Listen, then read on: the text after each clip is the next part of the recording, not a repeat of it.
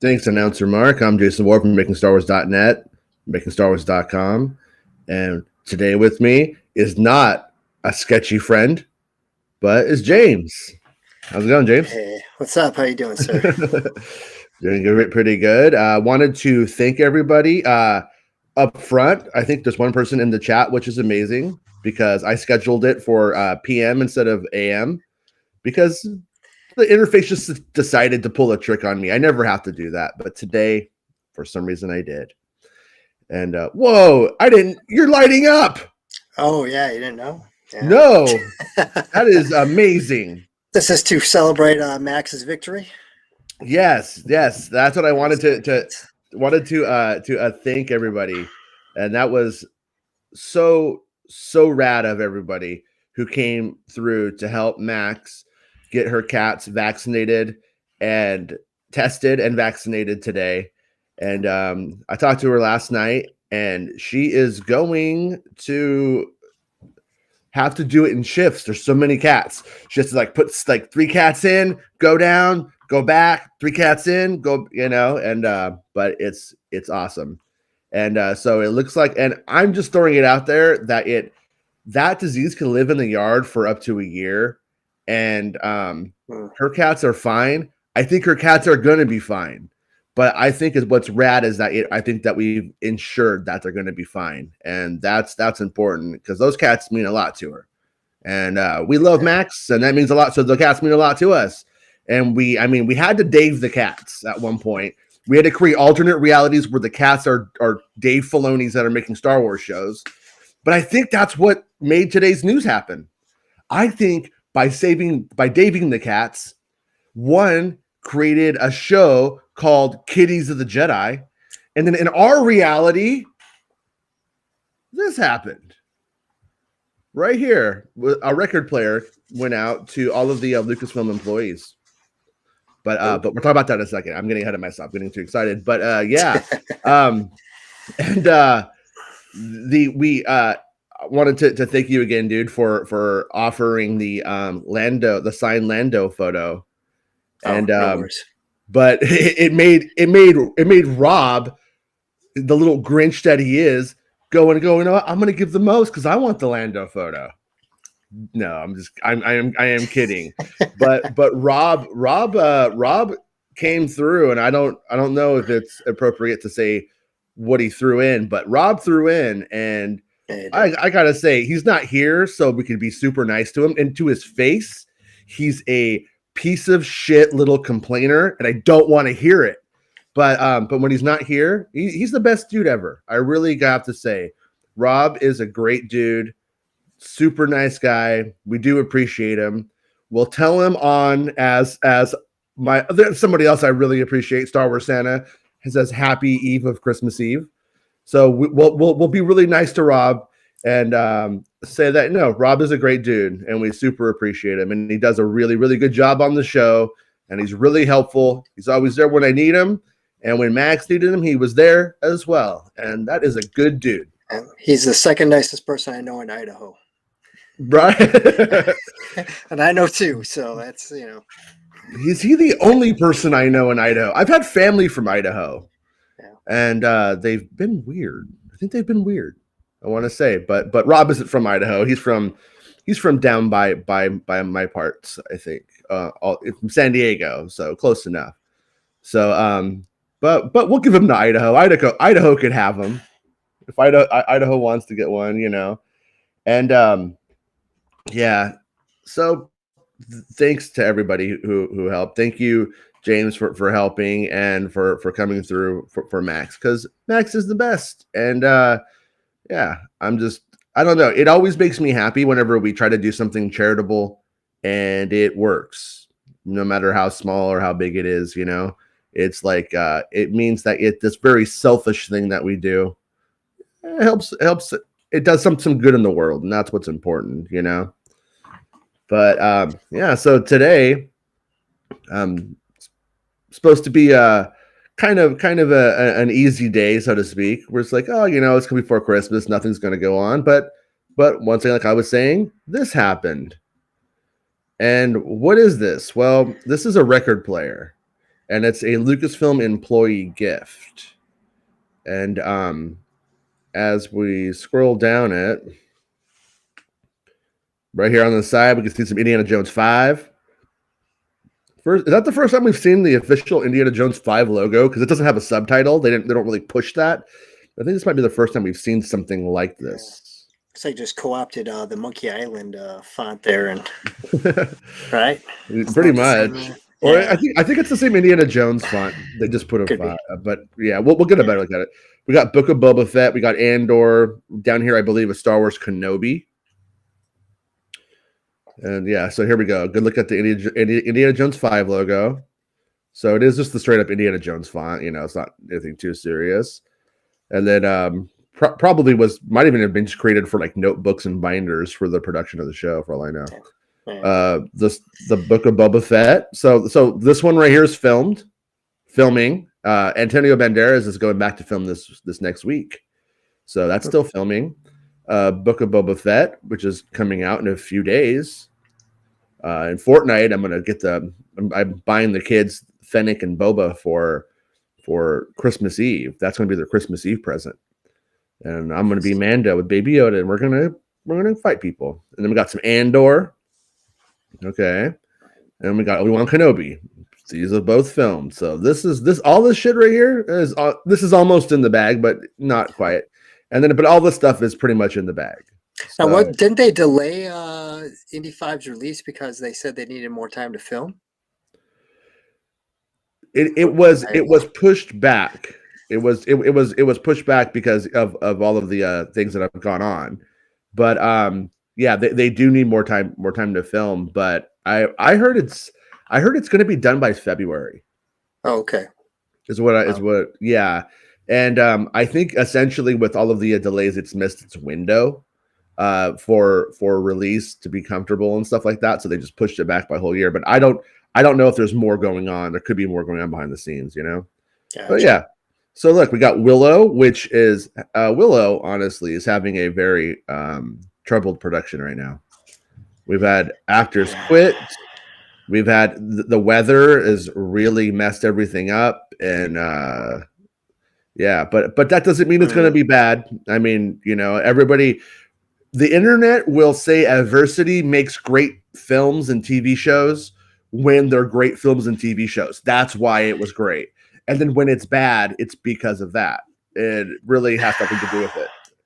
Right. It's hard enough to make something when everything goes right. Yeah. Nobody knows. Problems.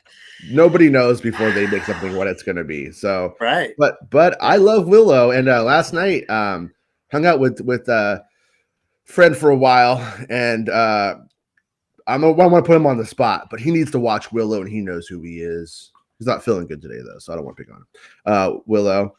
So we got some Willow right there. No subtitle for Willow. Oh, we got Bad Batch. And if that came out and it's coming out, then what the fuck is this? Well, that's we know Visions. Yeah, and then we got Tales of the Jedi. And I did notice it too. Mark Hamilton just texted me. It's the same as the old comic logo. And I agree. Our buddy Rob, nice guy Rob, as we're calling him these days, sent me this picture if it loads up. And he's like, look, back when they used to know how to do covers or something like that. Right. And so, yeah. Okay, hey, nice guy Rob is here. You're not supposed to be here. We're saying nice things about you. Get out of here, you fucking loser. What are you doing, you fucking dork? He's trying to shoehorn himself into the show again, Why don't you go make some fucking cookies and tell me that Matrix is going to be cool so I watch it again, asshole. Yeah. So, but yeah, and happy Christmas Eve, everybody. Yeah. So I'm curious. We'll ask the chat, and I'll ask you, what the fuck do you think this is? Is this? I mean, the logo being the same could be telling. Is it a case of if it ain't broke, why fix it? In terms of the logo already existing, and do you guys think that this is an animated show? I am on the side of this probably being an animated show, based off of the company in which it is keeping on this box here. I mean, this side right here. Well, no, you know what? Willow's there, and Willow's not animated. Willow's live action. But we do have Bad Batch and Visions. And it's sandwiched in between cartoon stuff. I think it has more to do with probably it being I don't know, man. It's so weird. This does feel like kind of the bastard side of the box. Maybe I'm wrong, but I mean that in a good way. Like I love Star Wars Visions. Don't get me wrong, but yeah. So would they take the concept of the original comic book and throw the we got you on a black screen now, dude. I don't know what happened, but we'll get him back. This program is being really bad today, you guys. Just so you guys know, it's been messing with me all day. But I don't know if we could hear James. Can't see James, but anyways, okay, wait, Yeah, what? it's weird because I could hear you intermittent. Okay, there you are. Okay, so lost you again. Star Wars Santa says, I agree with Mark. I think it's most likely an animated series to be announced. Could be a new comic series or maybe a video game, but animated is my guess. Yeah, see what I have to my logic breakdown of this is these are main productions going on at Lucasfilm, and it would be super fucked up to not put their work on the box for the Christmas gift because they haven't announced it yet. And they probably had planned on announcing it, and it just didn't happen for some reason. oops. And so I think it's definitely a main production, a major production that is already going on, and they deserve to be on the Christmas gift. I mean, they could have just used whatever the code name was, but at the same time, this is a nice record player that's really cool. And would they prioritize a Christmas gift over their main PR thing? I don't think so. That's why it makes me think that if this went into these boxes were going in to be printed up and be made before they had decided that there was going to be a change on the announcement, and now this is the announcement. What are the odds that was a Rogue Squadron logo just a few months ago? yeah, right. I know, right? Yeah. Well, no, you know what? I'm going to say no because No? Ahsoka and things that haven't filmed yet aren't on there.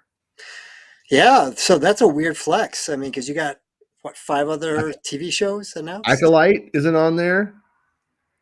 And I have to think it's going to be an animated show. I mean, I'm in no way pretending to be the end all be all of this stuff. But if they were filming something in live action, I think I would know. Between my sources at Pinewood, I'm a local out here where they film the live action stuff. I know a lot of people who work on those shows. So it makes me think this is an animated show, and that's why don't know much about it. And I am hoping. I mean, for what it's worth, this isn't me trying to pull like that one dude on Twitter who always goes, "Oh yeah, I heard that too." I'm not trying to be that guy, okay? Just to be super fucking clear and to be like, step back. The only thing that I would say is that one thing I put out there that didn't get much traction was I heard that there was a Saw Gerrera show coming. And what if, this is a what if, okay? What if if you guys remember, a lot of Tales of the Jedi takes place on Onderon from my memory, at least the issues I read back in the day. Yeah. And what if it's a different Gerrera? What if we're going to see ancient Guerreras or something, and that's where some wires were crossed. I doubt it. Yeah. I doubt it, but it is something that I have to run through my little brain here and go, maybe it's that, Old Jebediah Guerrera. I'm Jebediah Guerrera. Yeah. And well, what happened was a time portal opened up and this little hand fell through. And it says property of Luke Skywalker. Turns out people are real tiny in the Star Wars universe. This is a real Luke Skywalker hand, and he's really tiny. I thought that was a Donald Trump hand. my audience of 30 right now is huge. It's huge. Huge. But yeah. So Um, so Hunt SD says Hunt SD, yeah, says Santa. I guess it's likely going to be High Republic, maybe, and that is a very likely guess, or a good one, I would say, because there was supposed to be a lot of stuff coming for High Republic. In fact, I mean, I'm throwing it out there based off if nothing went wrong and there was no pandemic. I got a Yeah. feeling that we may been a little bit deeper in that kind of jazz coming our way. I think everything kind of slowed down there for a while, Yeah. and Yeah. I have to give Rob props, unfortunately. I have to agree with him on the High Republic stuff. The only thing that I think they could do that would be of slight interest in the High Republic era, and I think fans would absolutely hate it, is you go the Star Trek Next Generation route with right, Jedi just kind of being these ambassadors that go around the galaxy, and it's very much a more talky, subdued, non-action, more more the plot and the story, and not a lot of action, and fans would be like, what the hell is this, a Jedi just standing around, and where's the lights? So but that would make sense, because if it's a time of peace, and the Republic's expanding, to have just kind of Jedi go out and face different cultural moral dilemmas outside the galaxy with these different things they encounter, and yeah. and, and I wouldn't mind seeing that, but I'm pretty sure everybody else would be like, it's fucking boring as hell. Yeah, well, no, I mean, what it, yeah, what it has to do, it's like me, like Rob and I was thinking about this conversation Rob and I always have, and I think, agree that basically, like, if you had the Jedi Ronin kind of idea, it's great and it's fun, and we want to see that, but Star Wars always requires this high level of melodrama at the same time, so there has to be like a revolving door of people with the same, with conflicts and frictions together, or Hmm. fans think it nothing happened. Yeah. It's space cops doing the space cop stuff, and but nothing happened. It's like, and in reality, not that I endorse the show or anything like that, but like the show Cops, every episode of Cops has a story to it. But if you ask anybody what the story of Cops is, they'll say it's the same story every time, and there's no story. And that's the kind of problem you run up again when it's just Jedi doing Jedi business. So, and if it's animated, though, Yeah. they're not going to want to spend too much money to make it where it's continually new things. They usually go back, but this see a show like this, like the concept of Tales of the Jedi. Um, Number one, I hope it's anthology, Yeah. because the ability to jump around gives you the ability to get lost. Like Clone Wars, a lot of people did it. Was it a good idea for Clone Wars? I don't know if it really was in the big picture, because George Lucas is crazy and people got confused. And when you watch Clone Wars in order, it sucks because it takes so long for it to get good, that there's so much crap up front that you have to really pay your dues to get through to get to the good stuff. So Clone Wars in order, not a crazy fan of, but the anthology format allowed us to go like, here's this part of the war, and and over here's what's going Yeah. on over here, and it allows for the show to like pivot. And if it's Jedi, a show called Tales from the Jedi could, in theory, we could have a story with what Rey is doing the day after the Last Jedi. We could go back 5,000 years, as Mark Hamilton pointed out, and have what's going on Alderaan with those fucking dragons. And then we could go forward to the High Republic. And I mean, it would make for a lot of different designs that would have to go into one show. Not sure if they would do that. Yeah. The reusable palette would be, but it's such a opportunity. You could go back to the Clone War. If they did it in the Bad Batch Clone Wars style, they could even do Clone Wars episodes with the Jedi that they never got to tell under that umbrella. Well, and I don't think they want to get too far from what they kind of consider right now their main storyline, which is the Mandoverse. Yeah, Because they always have to have kind of a hook into something else. And so if they did this thing, it's like, oh, this takes place thousands of years before anything else you saw. I mean, I guess for the common fan, they might be up for that, but people got to understand that Disney ain't selling to you and I. They're selling to, Joe Sixpack down the block with it's got his kids, and he ain't buying every single Star Wars thing that comes out like we are. Yeah. He's got to get sold on that shit. And if you don't have some kind of hook until, oh, you like Baby Grogu, he's in this show too. I don't see him doing that. And it's kind of sucks because I mean, I was always when they first announced Clone Wars, I was kind of like, I mean, me personally, I'm a film guy. Yeah. I like give me my 2 hour story and I'm out. The shows that I like, I mean, like It's Always Sunny or The Simpsons. It's stuff that you don't have to watch 8 seasons. Everybody was like, well, you got to watch Game of Thrones. It's great. And I watched like 3 of them. I'm like, I'm done. I don't have the attention span to a fucking ADD for this shit. So I'd rather have an anthology, but I know it's hard to sell it Yeah. because people get hooked and they want to have you addicted to the, you got to keep watching to understand this. You got to, follow along. And if they do an anthology, people don't give a shit. Yeah. Yeah. No, what does, I think what a Jedi anthology would give them is the ability to throw in characters like, for instance, the story of Ben Solo joining the Knights of Ren. We got a really, I'm not going to say a good, but Lego has given us the best version of that. It was comedic, but we did get to see it. You can see the story there. You can see like the canon. You can see how it helped me visualize it, how it happened, and the original Ren guy and all that stuff. But like those kinds of things, if they were to go that route, would allow them to produce toys and figures and stuff like that, and satiate that market, if you will, if you want to look at it in shitty terms, instead of creative ones. It would allow them to make, Kylo Ren figures and to make all that kind of stuff. So when it says Tales, when I hear Tales, I immediately, my mind does gravitate towards it being an anthology series. Yeah. At the same time, classically, it meant an era, right?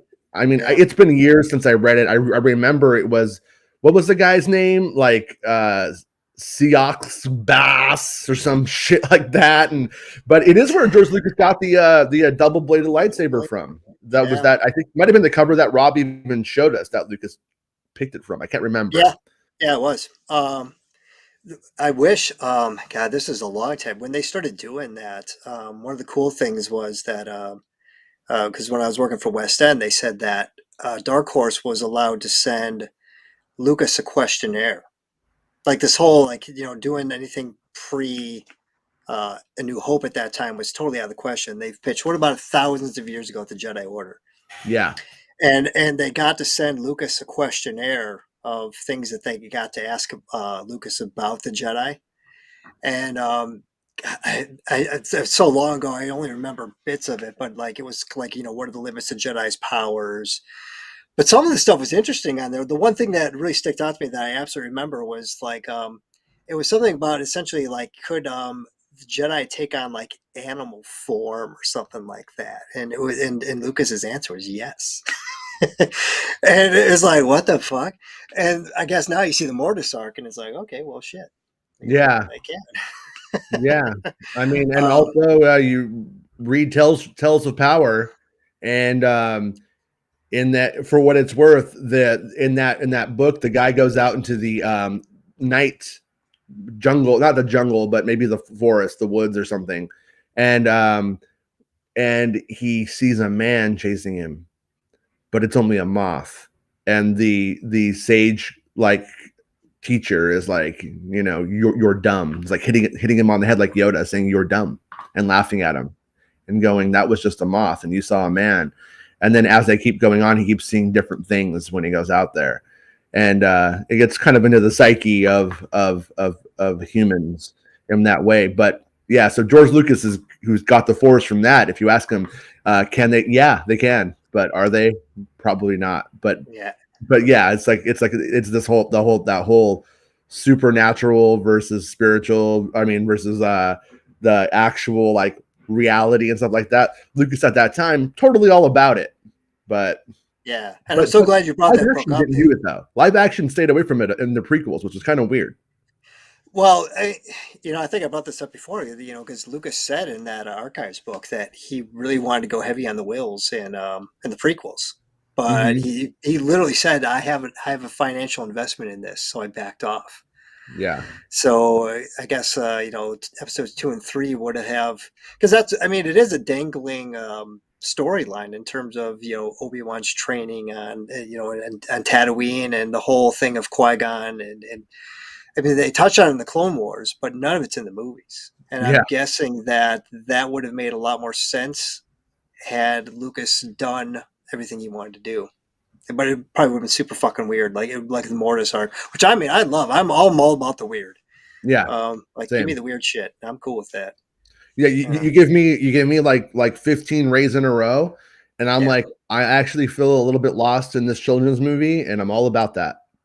yeah, You know what I mean? I like it. I like it when when it's open to interpretation, hmm, because at that point, I don't like it when it puts it all on you because it's lazy. But when it throws it yeah, back onto you, then it kind of becomes a choose your own adventure for the level of complexity that you require for it to work.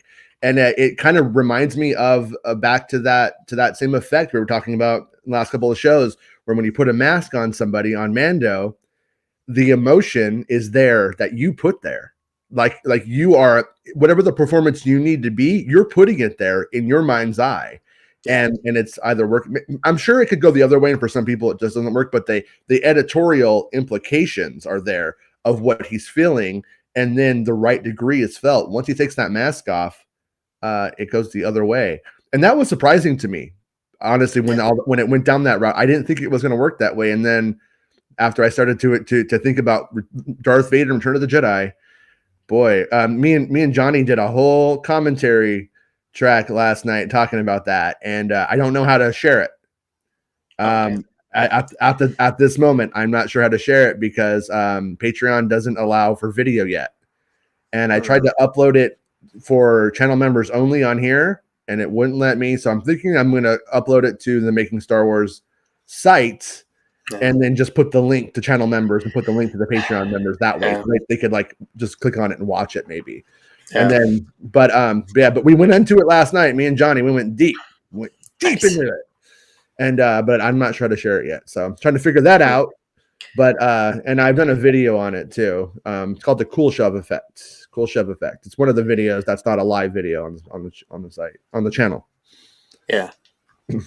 Well, and I think all that stuff's kind of cool because even Lucas talked about like how basic the force is an amalgamation of all religions.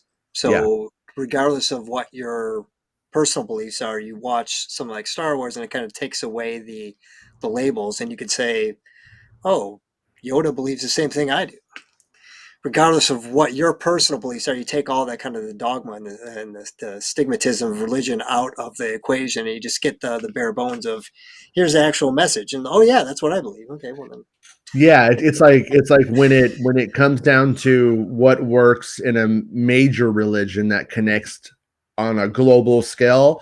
There are these Yeah. certain check boxes, and that Hmm. they all there's overlapping ideas. Yeah, Yeah. that allows them all to co-opt it. I remember Lucas talking about reading essays that came out after Star Wars, and people saying like, "Oh yeah, this is my religion. This is mine," and he's just like, okay." You know what I Right. mean? Yeah. Yeah, and Mando is not anywhere on the box. No, no, Mando isn't on the box, and which once again, I think Mando went and became went into filming late in the year, and so my impression is that that production, the people that are on it and stuff like that, are represented by one of these other shows, and like Book of Boba Fett, for instance, and they will get their Christmas gift next year probably, because the production is still happening. It's not done yet either, and Gotcha. Indiana Jones and Willow aren't done either, but they're deep into it. They won't get another. They wouldn't give Willow and Indiana Jones. Well, Indiana Jones could get a gift next year, I think, but rightfully so. That's fucking Indiana Jones. But Willow will be done filming early in the year, so I think that's probably why. That's just my guess.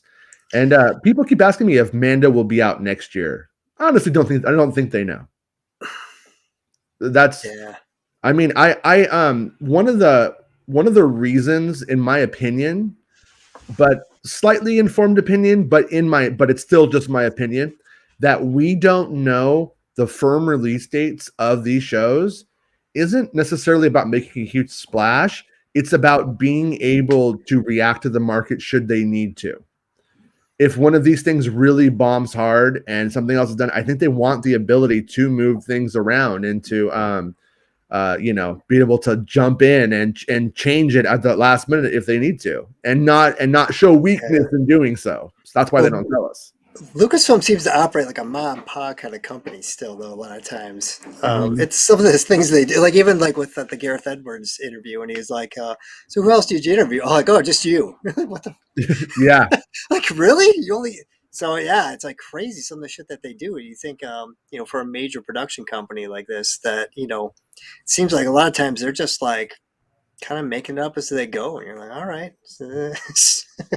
yeah, good luck to you." Yeah, yeah. I mean, I have to imagine that they kind of, or I do know, I actually know that they will sit around and they will have little conferences, and they'll talk about, who's amazing, what are you loving, and stuff like that. And they probably were talking about him, and he was yeah, probably one of those sure, people like, we should definitely look into this guy. Met with them, and he was super cool and agreeable, and I think that was a big. No, I mean, he's really great filmmaker. I'm not taking that down, but yeah. also I mean, he seems to be maybe the most humble and agreeable Star Wars filmmaker I've seen since Richard Marquand. Probably. Don't know if that's a good guy to compare him to, but yeah. Well, no, I I mean, mean, I get what you're saying, though. Yeah, I I did mean, make fun of Richard Marquand for like an hour and a half last night while with Johnny while watching From Star Wars to Jedi. I kept going, "Look, George, I can direct too." But um, mm, because you do see George Lucas just like getting up there on the camera and being like, "Okay, here's what we're gonna do, Richie, get in there," and he's like, man. "Okay." But I mean, no, I do feel sorry for that guy because, man, especially you think 1981 and when he's getting involved with that project, nobody is really skilled and well versed enough to know the technology and the type of production that Return of the Jedi was. It was such an out of the box thing, especially for Marquand. He got yes. in there. He's probably like, "What the fuck did I get myself into?" Yeah, I mean, when you do like look at that production, like I was tripping out on it last night because like you see like Phil Tippett and those dudes, they're in there filming their sequences on their own. Yeah, Like I mean, things were storyboarded, but at the end of the day, how close do they follow those? I don't know, but I get the impression that Phil Tippett was largely like, here's your sequence. You're going to work on that. There's these like little mini things. And then when you look at the production on that documentary, Joe Johnston is following Lucas around, taking notes and drawing up stuff for different ideas of what they can do. But it does show how collaborative it is to some extent. Like even, you know what I mean? Down to like the speeder bike stuff. When they're setting up the cameras with the toys, George Lucas isn't in there, and neither is Richard Marquand. no, It's ILM that are setting up, here are shot ideas the whole time, and you see most of it in the movie. And so so it goes to show that like Richard Marquand comes into when that thing had been streamlined, like they knew how to make a Star Wars by the third film. And George Lucas is there like, "Hey, I want you to do what I say, all right, or I'm gonna bust you up and fire you." And he's like, "Okay." And I don't blame him. But I mean, he got to do a direct a Star Wars movie, but yeah, but when in that commentary we were talking about last night, we're talking about on the show yesterday, as a matter of fact, the skiff sections of Return of the Jedi have, according to that movie, according to the documentary, more cuts than most films have in totality, at least at the time. Movies have gone a lot faster today, so it's probably, but in yeah, totality. And so, but when you get down to it, I think that's why some of the emotional core of Return of the Jedi is lost on the characters that are less important than Luke and Vader. Like more editing work went into making that skiff section work freaking rad, because it's perfect in my opinion. But compared to Han and Leia stuff, when you see yeah. like them on Endor, it's kind of like just slapped together. It's not, there's not really a lot of love in the editorial of those sections compared to the rest of the movie. And I mean, the challenges that you had back then, because even, you got the pickup shot. Well, I shouldn't say pickup shot. You have the shot where Boba Fett gets back up in the skiff, and Yeah. that's just a reverse shot of Reverse. him falling over. Yeah, because they didn't get it. Yeah, I mean, you got to assume that the editors at some point probably had a million different things that are like, oh, I need this shot. Oh, fuck's not there. Yeah. Um, and people have no idea how challenging it was back in those days. You couldn't be like, oh, we'll just reshoot it, or we can just fix it in post. Or your options were a lot more limited than they are now. I mean, you can do some fucking crazy shit now in post, Sure. and be like, oh, I didn't get that shot. Fucking make it. Yeah. Yeah, it's tough. That was way tough to make a movie back then. Yeah, I was as me and Johnny were watching that documentary last night. I was just continually struck because by the fact that the documentary makes this point that audiences are becoming more sophisticated and faster. And as I was watching it, like when you see those moments in Return of the Jedi, when you see like the throne room, as a kid or as a person even of the 80s, when I saw the throne room and those monsters are thrown at you in Jabba's palace, it was just, oh my God, I don't know. There were hundreds of them, if not thousands. Like it just felt so big. And as I'm watching it now with my more modern sensibility and ability to take in photos and scenes like that, I see it. I could pretty much tell you most of the creatures that are in the shots now.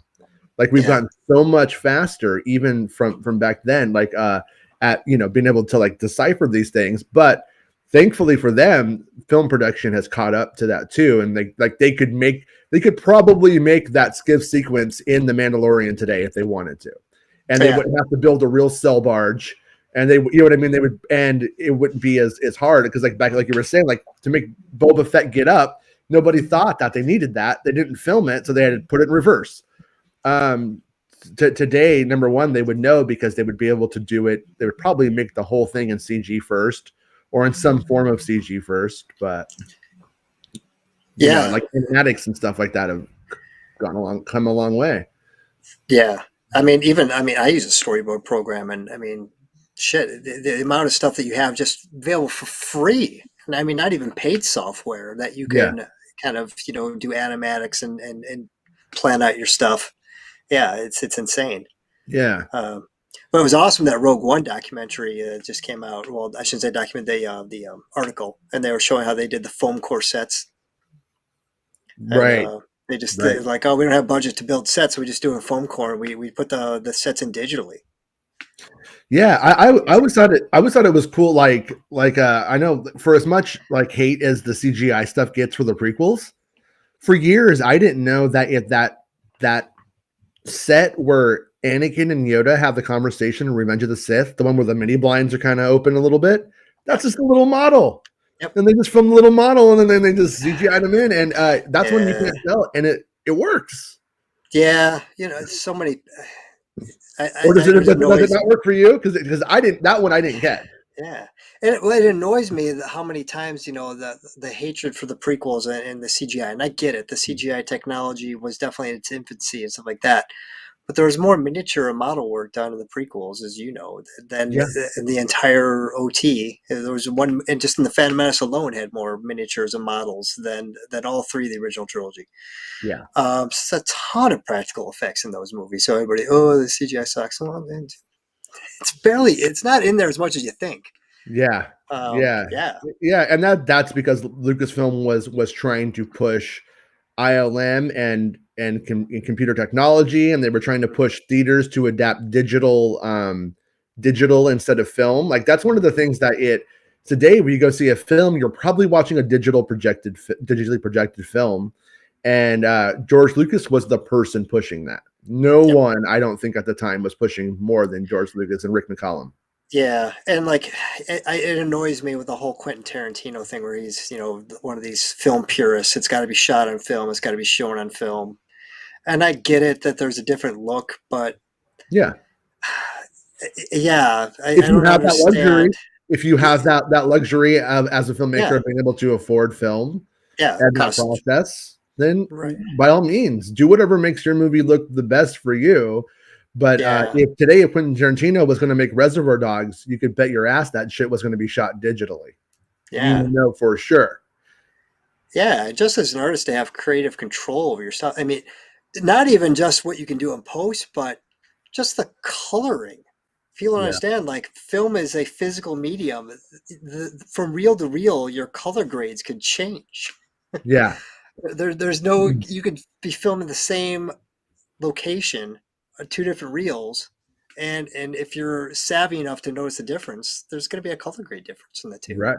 unless you go back and digitally alter them. Yeah. So it's like, yeah, I don't know. It boggles my mind that somebody would want to go through Yeah. all that trouble to film and an actual stock film.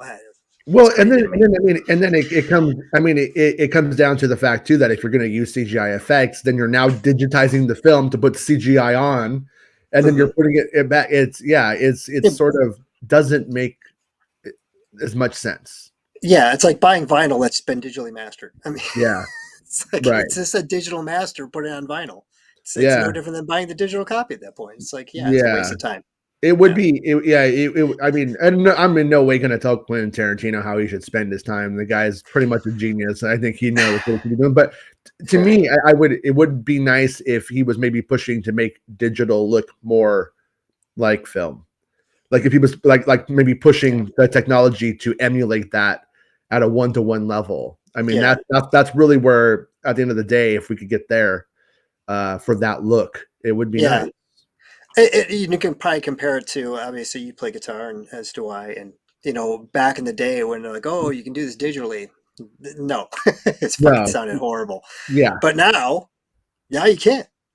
Yeah, I think I was telling you just really recently. I spent in my early 20s. I spent about $1,700 on a Fender Twin Reverb amp, and I recorded lots of things with that amp.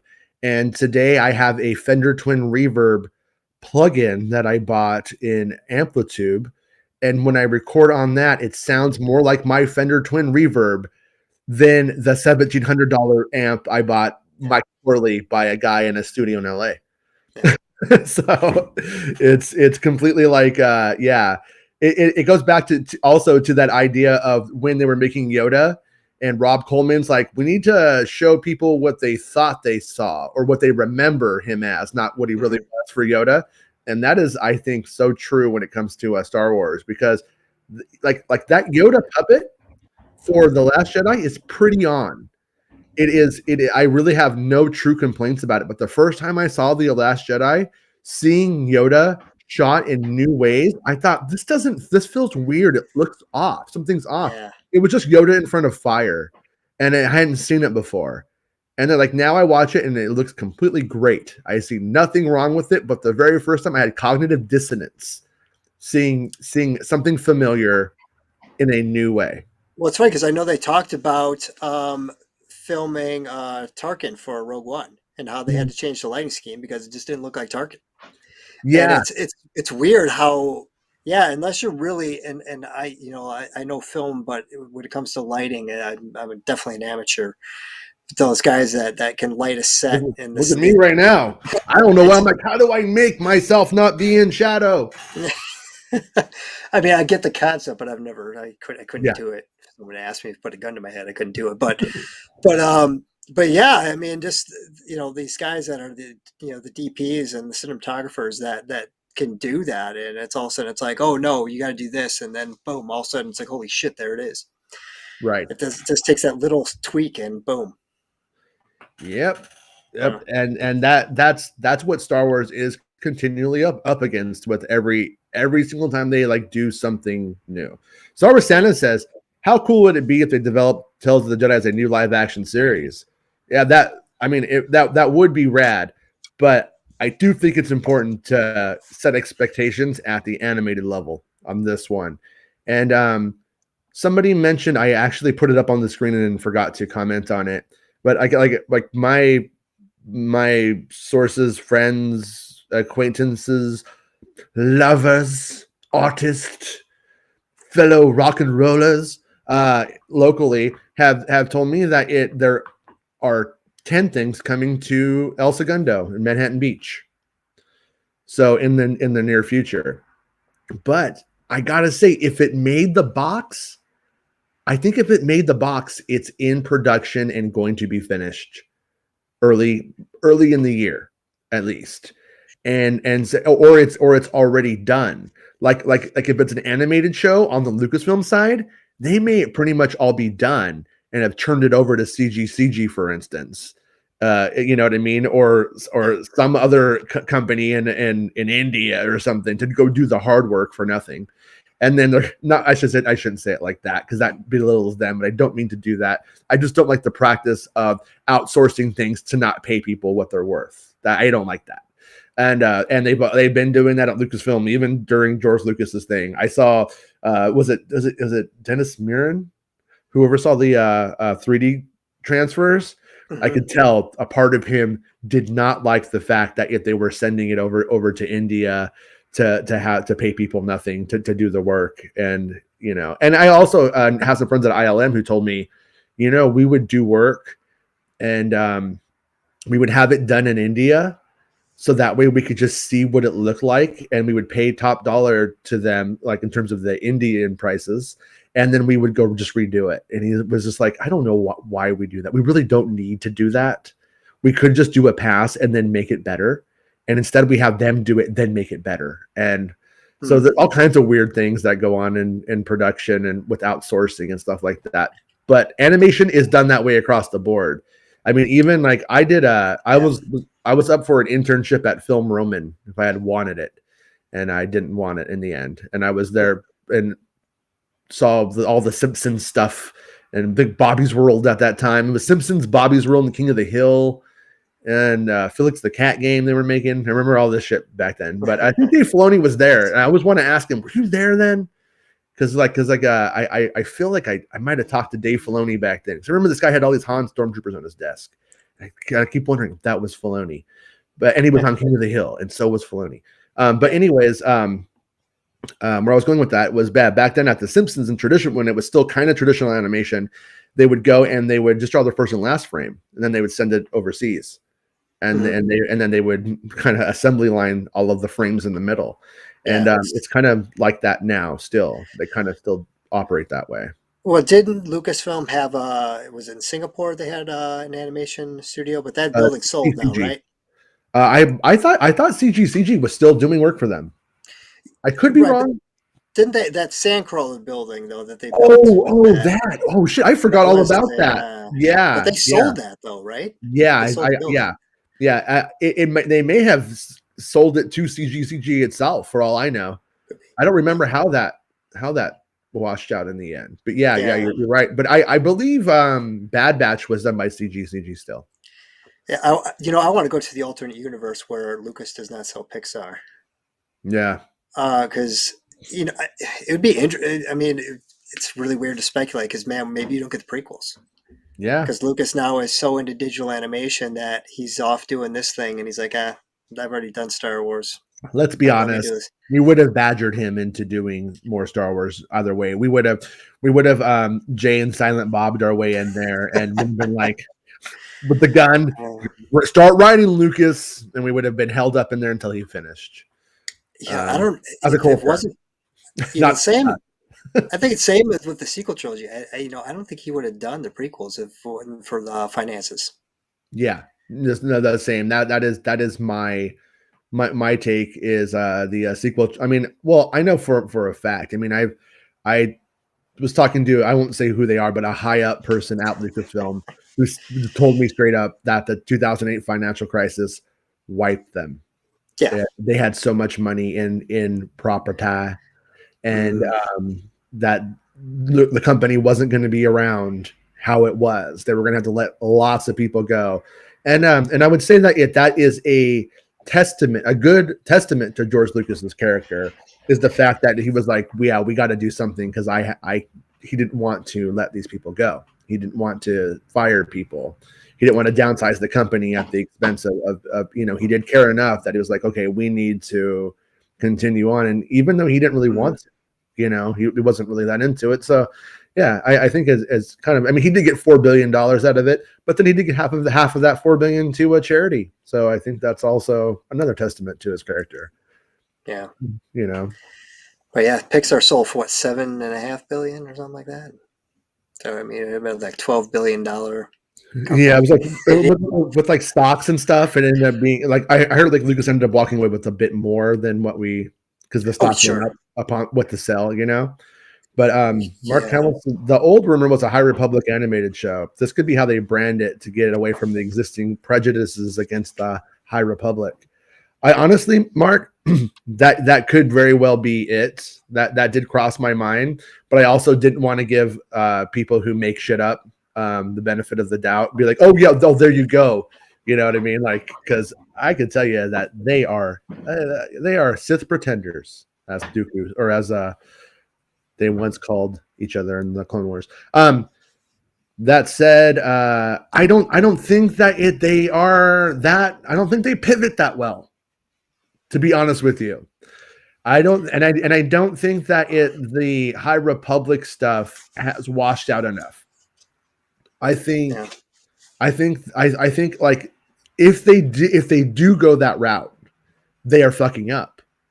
Because what they're going to do is they're going to take another pre-established era of Star Wars, then they're going to move it to their new, less loved, more boring era of Star Wars in the branding of that. And Star Wars Eclipse, which can pretty much fuck off as far as I'm concerned at this point. That one is, I don't if that's even going to happen now. Is that even going to happen? I don't even know if it is. I mean, that's not going to go away. And Acolyte though is where it's going to. Acolyte's going to come out, and if Acolyte's great, the High Republic era is great. If Acolyte sucks, the High Republic era is garbage that will not recover for a very long time in some undetermined way that they revive that era, if they even try.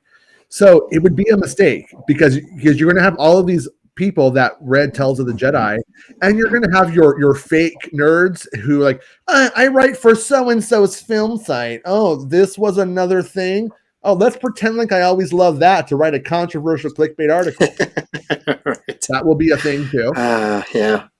You know what I mean? It's like, and I'll be honest, some of the Tales of the Jedi stories were fairly serviceable and fun.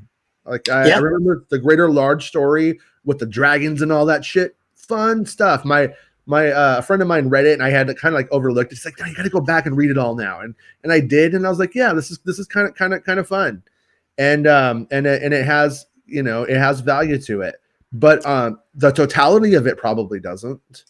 The totality of it does run into the same thing that all of the old comics do, where it just kind of gets sleepy and tired at one point, and it still continues on. Well, I liked it for the artwork. I was a big fan of Chris Scott. There's only 2 Star Wars comics that stick out to me, and it was the Heir to the Empire adaptation. I don't even like Heir to the Empire, but I bought it just because I love the art. And Chris Gossett's work on Tales of the Jedi. I just liked the way he established that timeline with the look, and I just like that it's not a traditional drawing artwork that you'd see, and because comic books do have a certain, it's kind of like anime, you have a certain style that fits that. It was kind of a little more out of the box. So that was my big gravitation towards Tales of the Jedi era. But yeah, the stories weren't that bad. And granted, I mean, they did, modern canon, because that was all pre-Phantom Menace stuff. It doesn't hold up at all. Yeah, in terms of the lore, but yeah, it was good stuff. But I wonder if they would do Tales of the Jedi as, like, say, Luke's Academy, pre Force Awakens. That is, I mean, and once again, to go back to the anthology idea, if it is anthology and you're just jumping all around eras with Jedi stories that you're throwing in there, that allows you to tell a Luke story. It allows you to go tell when Luke is going after Ochi, for instance, if that wasn't something that they ever wanted to do in live action, but wanted to, yeah, you know what I mean. Well, I'm gonna say that is an opportunity to make something better. I mean, it is. It's by itself just is what it is. it's an opportunity for improvement. That's the way I see those things. It doesn't mean they will, though. Yeah. It totally doesn't mean that they will make it better, but it means that they have the opportunity to, with the right idea, the right person who's going to embellish that story. You have the ability to tell the idea of Grogu being taken from the Jedi Order and how he survives and where he ends up. There's all these little things that they could do, but it also could be something as, I shouldn't say stupid. I don't mean to minimize artists' work.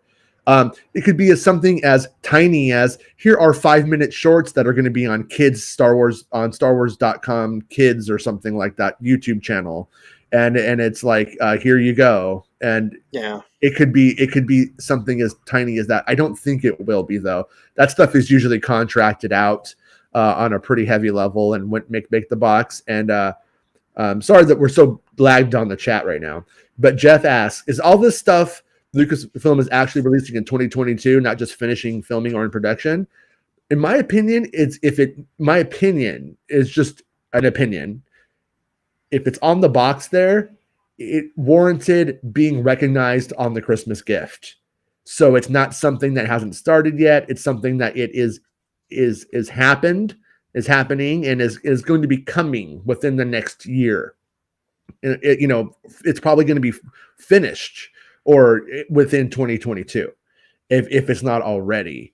And if it's animated, chances are they've already done their work on it, and it's overseas being finished up, and then they're just inserting shots into the mostly finished edit of the show, and then they'll get some polish after that. That is my guess, and I do think that it's going to most likely be in an animated show. I mean, that's the best guess, because if it was, I like I said, I hate to sound like that guy, but if it was live action, I feel like I wouldn't know. Yeah, so I was actually going to ask you then, because obviously you're the scooper guy. Mm-hmm.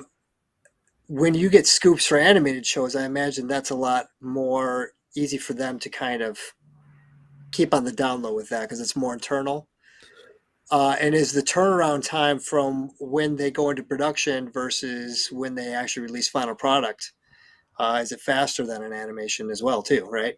It was, yeah. Well, like for instance, like Star Wars Rebels was fast in a lot of ways, but it was also not a good looking show. No. You know what I mean? It was mostly a very Rushed. flat looking, a bland looking design.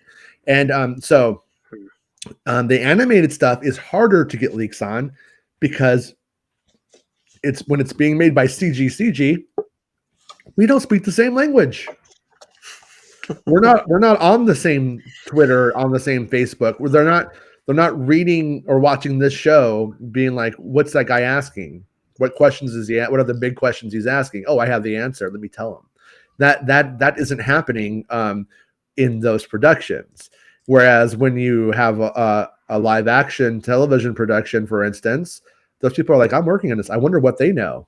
And then, oh, I like that show. I like that. You know what I mean? And then we get in dialogue if we weren't already in dialogue before they had the gig anyways.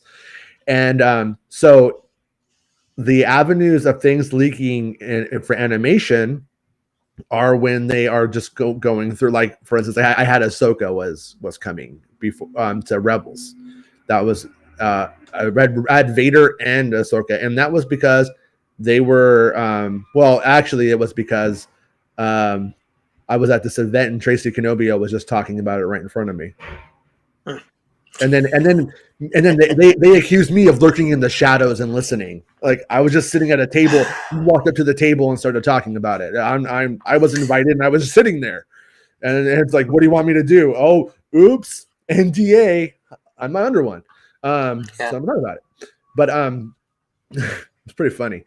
But anyways, yeah, so but when it comes down to it, is that they want to market things, and they end up making toys, they end up making action figures and stuff like that. And whoa, on my screen you're like totally locked up in a laugh, and it looks, it's pretty crazy. I wonder if you guys are seeing what I'm seeing, because it's freaking cool.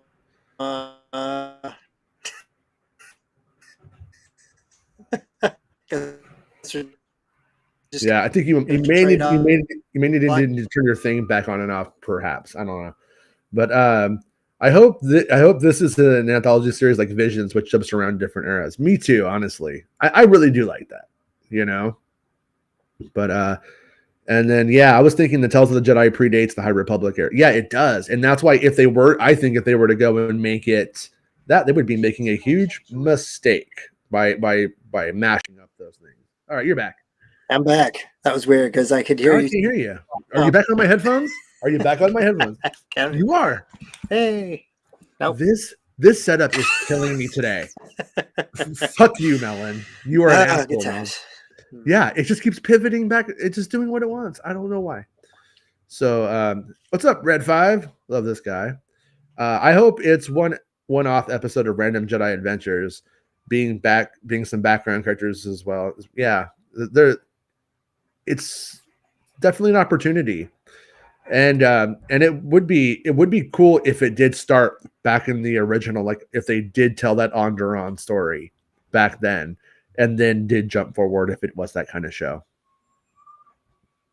But and then Mark Hamilton says at Santa, but that doesn't stop them from using their branding of THR now in canon, which is also true. They can do whatever they want, even if it's a bad idea. Star Wars Santa says, I don't know if the High Republic era fits with Tales of the Jedi. Yeah, and that's the thing though, is wouldn't it would be smarter. I mean, Tales of the Jedi being an era, it is to us. Like we accept that. But when you overthink it, it's a bad name for an era. Oh, what era is this artifact from? It's from the Tales of the Jedi era. It's like the High Republic makes it one. So, in my opinion, like that ancient title era should have its own actual title, like pre-hyperspace or some bullshit. The Old Republic is generally what people refer to it as, right? I mean, that would be the same era you consider, more or less. For me, I feel like the Tales of the Jedi era is before that. Even It was usually, like 1,000 years before that. yeah, but it's kind of all lumped in. I feel like. Yeah, and things are shifting around constantly right now. You know what I mean? Things are all like I'm hearing that it like the Old Republic era is being moved up a bit, like in the timeline. Like I think they're making things more simple, maybe in terms of how the timeline works. But I'm not. But don't quote me on that. I'm not completely sure what they're doing with that shit. I think from moment to moment they have ideas, but they don't even. I don't think they know until they have to decide. Yeah, well, they kind of need to. I mean, if they go back 5,000 years, even, I mean, you kind of still need an A to B to C to get you to High Republic era. You can't just say like, "Oh, it was this 5,000 years," and then just kind of forget what happened in between. And because I mean, that would affect everything else you're going to do to some extent. So I think they would have at least some kind of grand outline.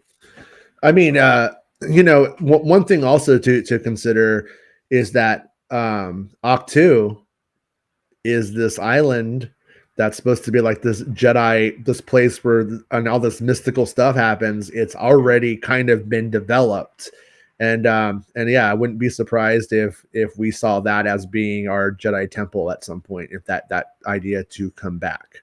Yeah. Yeah, because I mean, you do have all of these Jedi ideas and lore, and when you look at what they have now developed, probably for Acolyte as well, they definitely have a shit ton of the Jedi concepts throughout the eras, really laid out now, and there's less ambiguity than ever. So it does allow for a show like that to go forward. But what will it be? Yeah, it's. I think what is this? Gonza Merkin has it. I want Yaddle and Oppo Rancis. I want them to be in love. I'm going to ship them, and I'm going to be like, hey, you two, stop necking. Wait, was that Oppo Rancis with the neck? He was the Guru Snake guy. Guru Snake Guy, right? Yeah. What's Net Guy's name? Yariel Proof. Yes. Yariel Proof. Yeah, you just want to like, just right there in the trachea. An excellent Robot Chicken episode with Yariel Proof in there. Mark Hamilton says anthology is perfect to not be boxed into one thing, like how Visions gave us some crap, but we may get more of the good stuff that landed well. Yeah, I mean, and it would. I mean, it. I don't think anybody thinks that Tales of the Jedi is a bad idea. For even if it's just the original thing, just to go and tell a different era of Jedi. I mean, because what if you look at it, like what the potential and the possibility is that they could have the Jedi depicted in one way, and all the way back then, a different way here, a different way here, and a different way here. When you get down to like Tales of the Jedi, Old Republic, the High Republic, the prequels, the sequels, and in doing that, they could literally allow them to flex the concept of the Jedi into whatever they need it to be for the best storytelling opportunity. I mean, they could do it. They can't go too far, but these things are all different so far, anyways. Well, you know they're going to want to do Jedi versus Sith like ad nauseum, or Jedi versus Mandalorians. You know, that's where you really kind of start pumping up against the lore, though, because so if you're going to go the whole balance of the Force thing, how the hell does that work? When you have like a shit ton of Sith running around the galaxy, what is how do you make that jive with the fact that there was two of them and they destroyed the balance of the Force versus you had an entire Sith army, Sith empire with all these dark side users? How the fuck does that work? Right. Yeah. I mean, it would allow them to. It could allow them to. Yeah. But that ability to use unlimited Sith people is probably a pretty big one. And it didn't. Yeah. Oh, happy Festivus, by the way. The airing of grievances is. Get it? The airing of grievances. Get it? Sorry. God, I have to say. Another lightsaber for my collection. Mark Hamilton says, God, I see. I hate these kind of names. These names suck. Ulick. I guess Ulick. I think it should sound like very German, like Ulick drama. Sorry, I went like a. Yeah, no, you lick, buddy. I ain't licking you. You licking, buddy. Drama. The Tales of the Jedi comic names were so hard. Thank you for. I didn't even read your comment yet, and we are on the same page. Comic names were so hard to even say in your head. Yeah, they're fucking terrible. And I remember Tim Zahn doing a panel for the Empire, and everybody asking him questions about Jorah Sabaoth, and no one could fucking say that name until everybody. So Jorah Kaboth. It's Sabaoth. Yeah, and now I have to change it on live on this show because the show is live, not just in my head. Because he was Kaboth since I was like 10 years old. Yeah, and it's funny. Somebody asked if you could change anything, and he's like, "Well, I'd make his name easier to fucking pronounce." Lesson learned. Lesson learned. Yeah. No, it will not be better than Crystal Skull because it has Shia LaBeouf, a great American legendary actor. I think Willow could be great. Yeah, I think so too. I mean, like my thing is that it like what George Lucas was doing with Willow was he was taking the fantasy genre and applying the Indiana Jones Star Wars ideas, the faster, more intense like concept to it. And with a dash of comedy, so you can laugh at it. It can laugh at itself, but it can also move on with the story. And modern fantasy doesn't do that, and it rarely did that. It either would be ultra for kids, like Neverending Story, which I love, by the way, but it really, I mean, it's considered a kids film. And then, but then on the flip side, you have like Conan the Barbarian, and when you look at it, what it was continually doing was pushing out portions of the audience. This isn't for grown-ups. This is for children. This is for girls. This is Last Unicorn. This is for girls. This is for Dark Crystal. I don't even know who that was really for, but probably meant to be for little boys. And Willow was like, let's try and do the Star Wars Indiana Jones methodology with it. And I am not knocking anybody. People think I'm trolling. I find Lord of the Rings to be a tedious movie for me to watch when I remember it. If I haven't remembered, I could sit down and be like, okay. But once I know what's going to happen, I don't want to rewatch it because I just want to get to the parts that I want to see. Even the And trees walk in that movie. yeah, I am Randall. Was it Randall from Clerks 2 who says that? Yeah, it's I am a Randall from Clerks. There's only one return, and it's of the Jedi, and that is me. But and it's not me trying to troll you or anything like that. I just find them to be a long, hard slog. And but Willow is the opportunity to take fantasy, which has grown a lot, I think, since Willow came out too. Because like Willow, one of the problems with Willow was you had 15 fantasy failures. It was by 1988 when that movie came out. You had already had the Conan the Barbarian movies, which said what fantasy was to a certain dude who wanted to see big tits bouncing with swords. That already happened, and Willow wasn't it. It's just, I mean, Heavy Metal Magazine. That's what it was about. It was about dudes that were like, "Fuck yeah, I want to get magazines of girls with machine guns, and yeah, I want to see some fucking dragons with boobs." And Willow wasn't going to do that, so they already lost all of those dudes. Dark Crystal bombed, Labyrinth bombed, Dragon Slayer bombed. Like none of this stuff really connected. They hadn't found that sweet spot. Was Legend before or after? I can't remember. Legend was right before, and Legend also bombed. And I think Legend was maybe the best attempt at that mode of fantasy besides Willow, probably. And I love Legend. Love it's a great it's a good film. Tangerine Dream Legend or the I like both. Yeah. I like both, honestly. Yeah, I do like I do like both. I mean, obviously, like it's easier to take it. Easier to take it more seriously. Was it Goldsmith who did the other? Jerry Goldsmith. Yeah, who did the other sound. Yeah, easier to take his version more seriously, probably. But and a boy is what's her name? I don't remember her name. Ferris Bueller in that movie. Mia Sarah. She is flying low on supply. That is my review of her being super hot in that movie as a kid, especially. And still one of the best villains of all time in that movie. Yeah, Tim Curry, who was Palpatine for a few days and then unfortunately passed away too.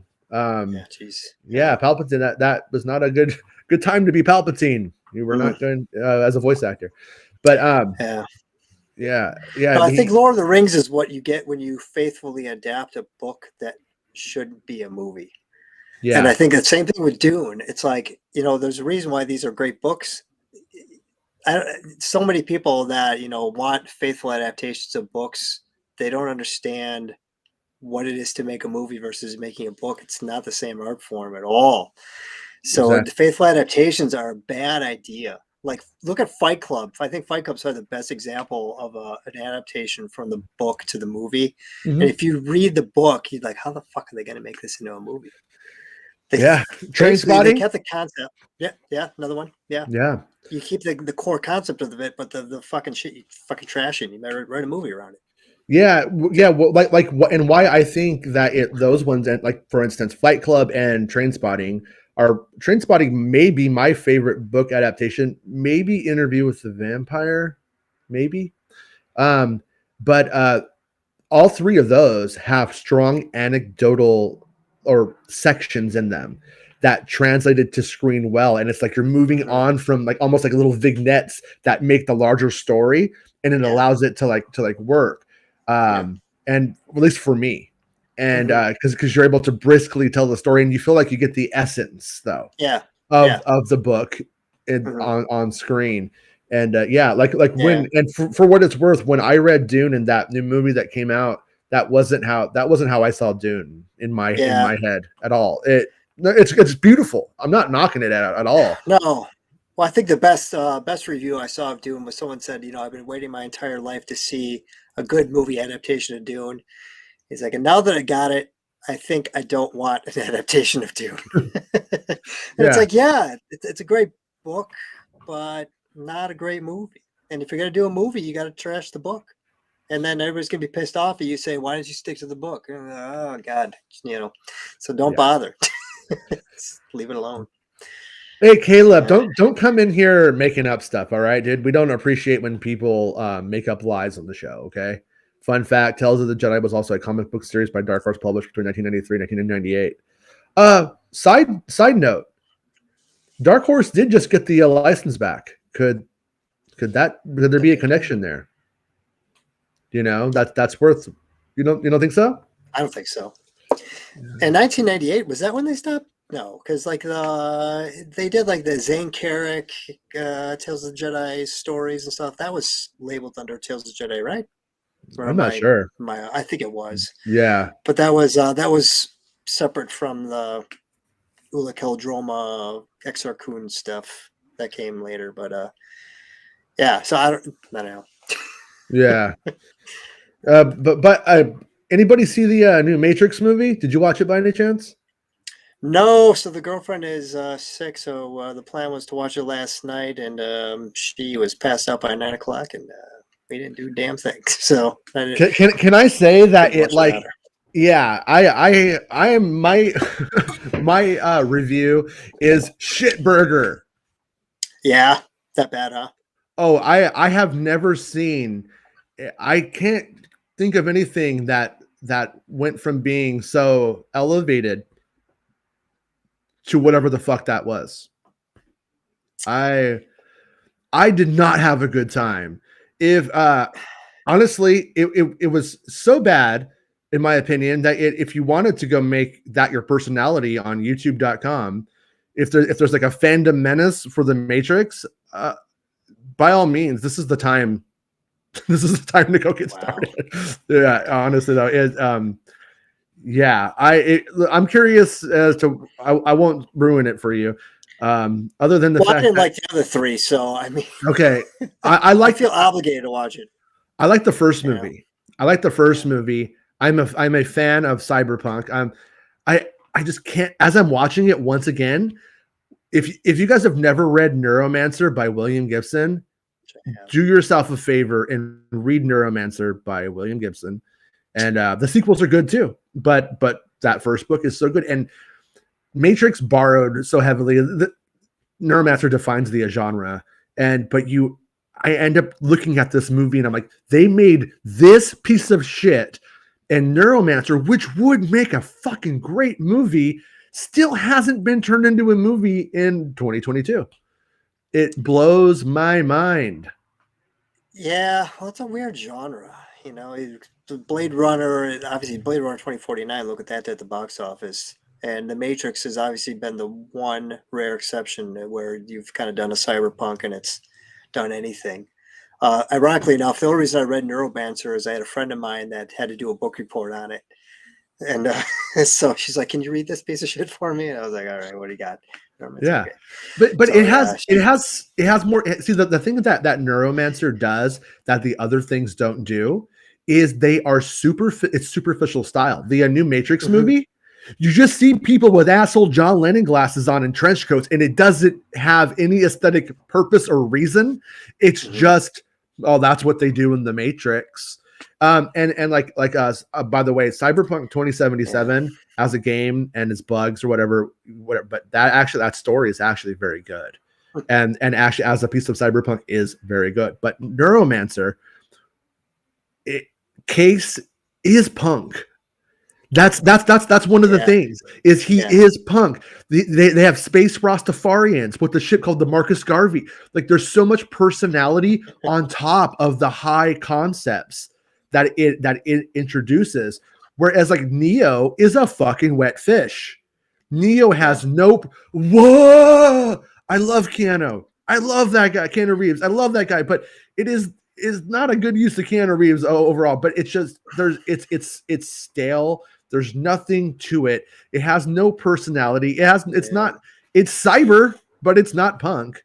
It's guys who play Doom. It's the style of guys who play Doom. That's all that it is. Yeah, if you know the kind of base, I mean, it follows a very basic story structure of the Matrix. And so even after seeing the first movie, I was kind of already telling people this is what's going to happen in the next two movies. Yeah. Now that's a bad thing because I mean, I did the same thing with Avatar, and I loved Avatar. I was like, oh, he's going to have to, he can't kill the Fire King at the end because this is the whole mythology of the storyline and where they're going with this stuff.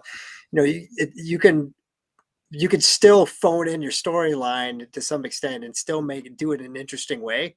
Yeah. You don't necessarily have to shock and awe people and then subvert expectations to make a good story. But to me, The Matrix did it told a very basic, time worn kind of story, and it didn't do it in a very interesting way. And to me, aesthetically, it wasn't anything that was like, oh my god, this is the most amazing thing I've seen. I mean, people raving in a cave, and yeah, I don't know. So I'm not too excited to see Matrix 4. Yeah. End of the No, day. Yeah. I didn't like the second and the third one. I saw the first Matrix movie. I think I think I was with my girlfriend at the time, and we just like, let's go see a movie, and it had come out that day, and we went like the very first morning showing, and we went and saw it, and we're like, wow, and I was like, guys, you got to go see this movie. So then I went back and saw it again that night with my buddies, and I liked it enough at the moment to be like, this is fun. And I saw the second and the third one. The second one, I was just like, it's so bad. The third one, I didn't even finish. I just couldn't. And on the fourth one, I thought maybe with the years that had gone by, maybe it was going to be like a new concept. Maybe it was, and it was, oh my God, it was so fucking awful. Yeah. And I should probably clarify for Rob gets on me. When I said Avatar, I meant Avatar: The Last Airbender, not Avatar, the piece of crap movie by James Cameron. Let me clarify that one. So Caleb says, I kind of hope Willow has crappy special effects because the original movie does not age well. And I kind of want the same aesthetic, like the bad CGI and SFX was endearing. They might. I mean, look at the Bomar Monk in Book of Boba. I believe that is stop motion or go motion, whatever the fuck it was at the time that they were doing. It looks like it. When I was watching it again, I'm like, that's definitely traditionally animated.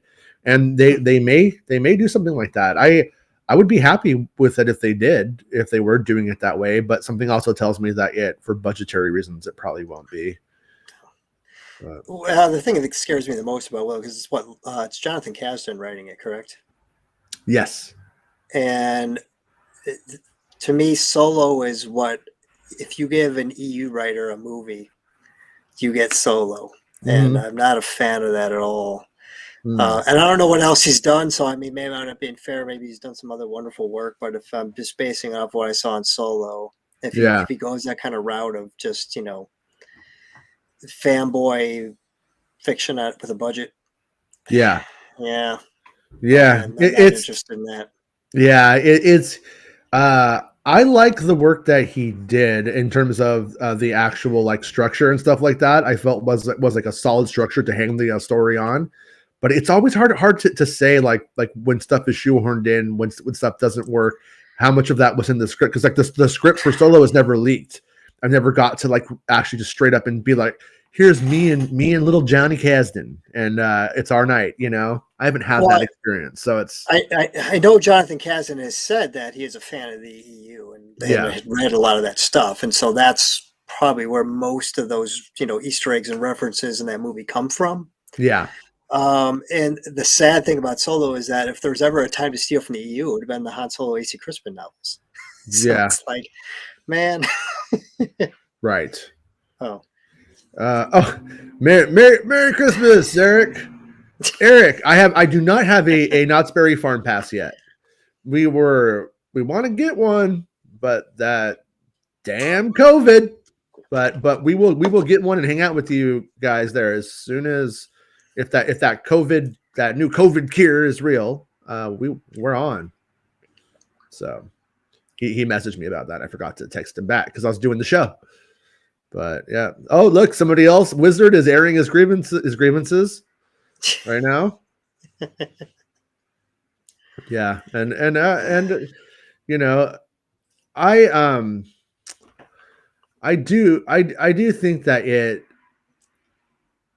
they would be wise to do what we've generally talked about today in their own way more creative way. And so I have to imagine that we will hear about it sometime soon. I mean, but they have started. They did do a like what's coming on Disney Plus next year, kind of stuff. And in it, we didn't see Mandalorian mentioned, and that's what keeps coming up is Mandalorian coming out next year. And I don't know. And Star Wars Meg did a really good rundown about when we might see each Star Wars show based off like the time slots and the weeks that the shows go on if nothing overlaps. And boy, does this throw a wrench in that timeline. Sorry, Meg. Meg did a good job. And because I had somebody telling me like one of the new Marvel shows is shorter than expected or something. And was like, wow, we might get Kenobi earlier. And I was like, based off of the current timelines, and it was like Moon Knight or something like that. And it was like it wasn't that long, and it comes after Book of Boba, I think is what they were saying. And I was like, okay, I'll look into it, but I'm a little bit like, yeah, I never wanted to do that too much, because once again, this just destroys the whole concept, unless you know everything that's actually coming out. And so here we are. And now we might have something else for this year. But I also am of the opinion that like Bad Batch, there may come a point where Bad Batch doesn't count at the same level of a live action show. Like as they get more stuff coming up, they may double up with animated shows like during live action Marvel shows. And I think that would be wise to, because I don't think it would detract, I was honestly surprised that Bad Batch got renewed for a second season. Do you think it went over that well? I think it did okay. Yeah. Yeah, okay. I think it did. I think it did okay. Because I'm sure their budget. I mean, and I know they reused a lot of assets from Clone Wars, but I know that that ain't cheap to make.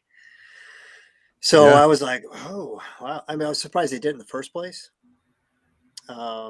Just budgetary.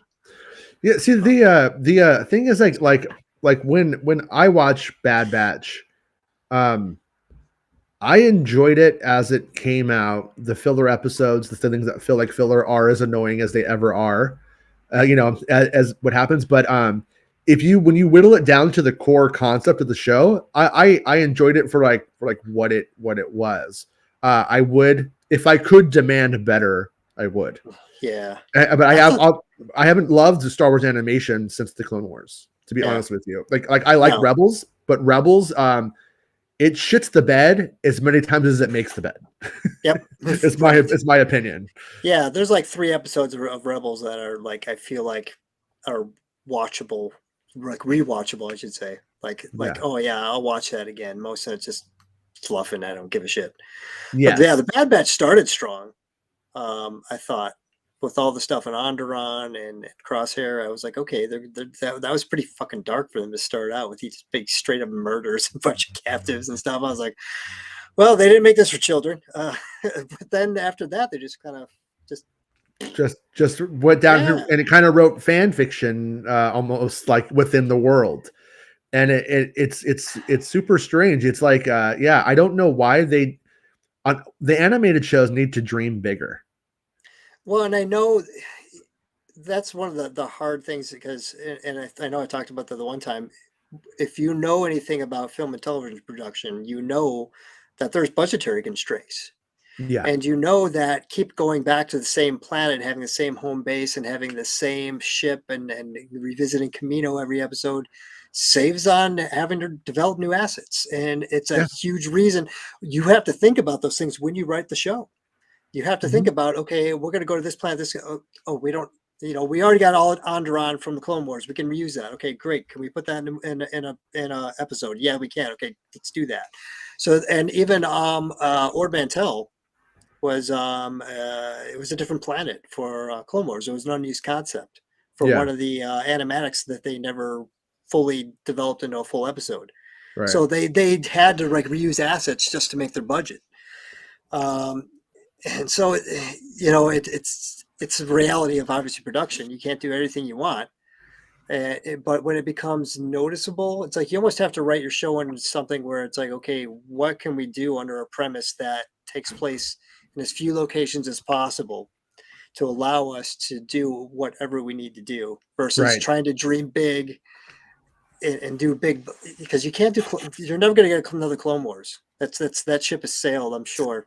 You're never, and it's sad to say that, but that will probably never happen again unless something happens to technology to make it massively less expensive and easier to produce. Yeah. No, when they hit a certain price point on an animated show, they could jump to live action and get way more bang for their buck out of it. Yep. I mean, because you just have some people who are just never going to watch an animated show. And then also when it comes to an animated show, like one thing that people forget is that if there were a lot of sourpusses out there when the Clone Wars came out that were like, oh my God, this happened in the Clone Wars. This is a kid's show. How are you doing this? And it was like the moral outrage.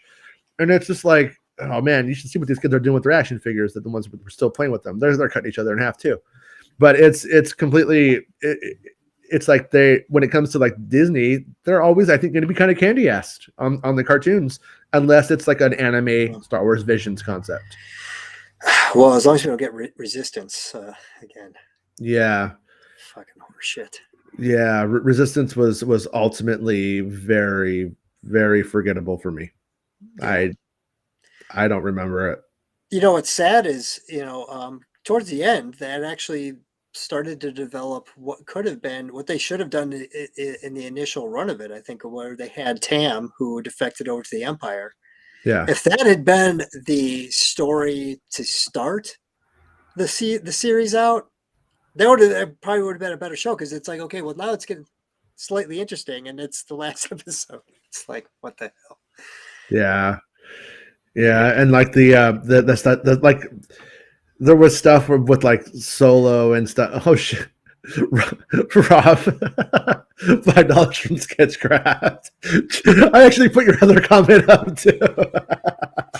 James over here shoehorning his hot takes on Avatar into the cast. Oh, and I get all of the chats directed to me. I get all the money for those, right? Yeah. So that's $5 it's all you. From Rob. Yeah. It's all you. It's all you.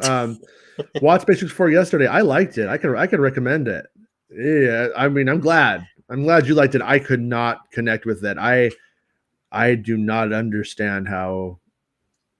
I don't understand what that was. I mean, God, can I just like? There's this moment where they have an effect, and it's really just like cutting out every frame every so often. So it's like you're doing ecstasy at a rave in 1999, and but it's fucking Doogie Howser.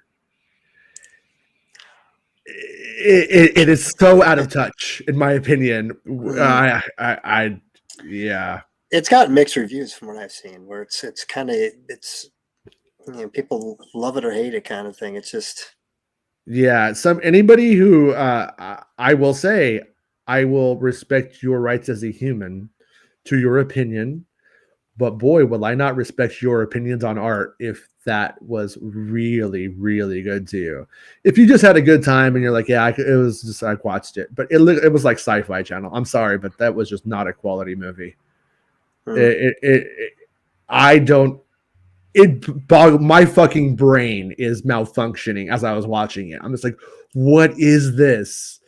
And I'm cool. I'm cool. Like, let's get weird. Let's that movie was not like the people who I've seen seem to be defending it. It's almost like it's Inception. It's not Inception. That was in my opinion was like Inception for it could not take itself seriously.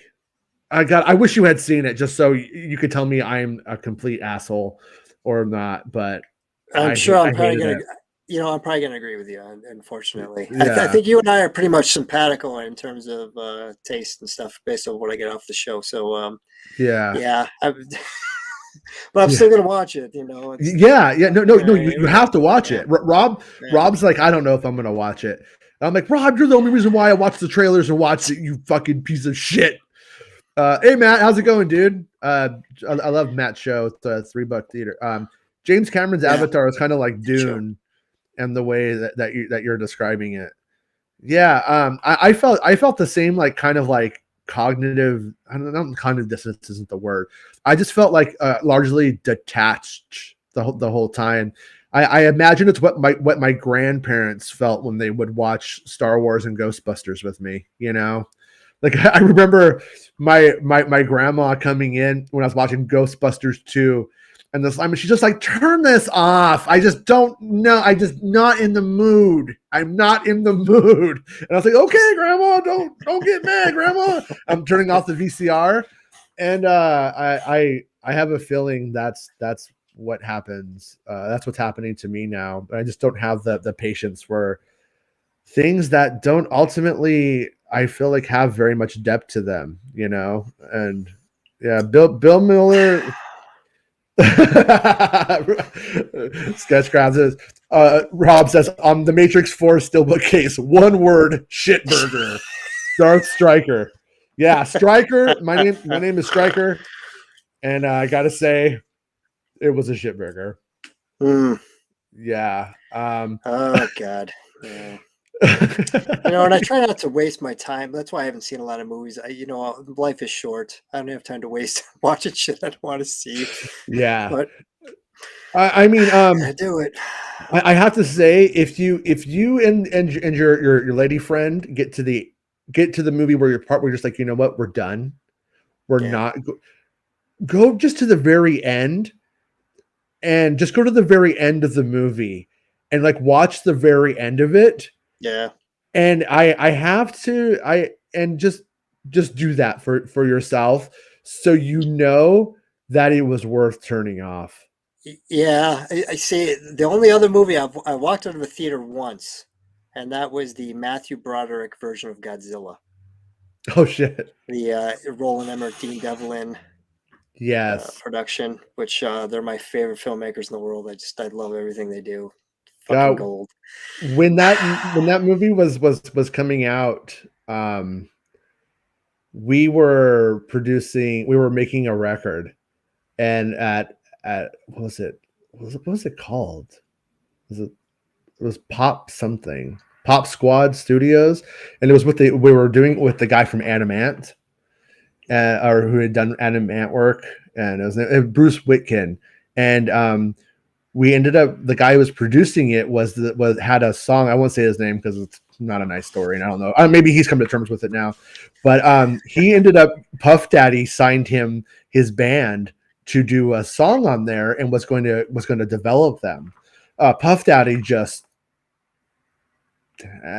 that sounded like the thing he wanted to do that day, and now he moved on. And this poor son of a bitch, who was a talented guy, he got just shelved by Puff Daddy. Just stopped paying attention. Is a careless daddy. And yeah, so the guy's like producing our stuff, hating life, like wanting to die, has like a good band and can't do anything. And it's like, I was just like, man, I mean, I feel like this is maybe affecting the work going on here right now. Jeez. A little bit. By the way, I listened to a lot of your stuff, and you sent me the your Fort Oh, Dracula stuff, and you don't do enough promoting of your stuff here on the show, man. It's great. thank you. Yeah. No, Yeah, no. I am bad at self promoting. I'm only Allow good me to at do it for you. Thank you. Yeah. Yeah. Yeah, I make music as for Dracula. And Yeah. my kids think it's Dracula, which I love. They're like, my dad makes music and he's Dracula. And I'm like, but yeah, because I came up with that name because some of the very first things that I recorded under that were old 4-track demos, and I was like, oh man, I found this old 4-track demo, I want to do it, and I was like, and I called it that, and then I just kept doing everything under that name.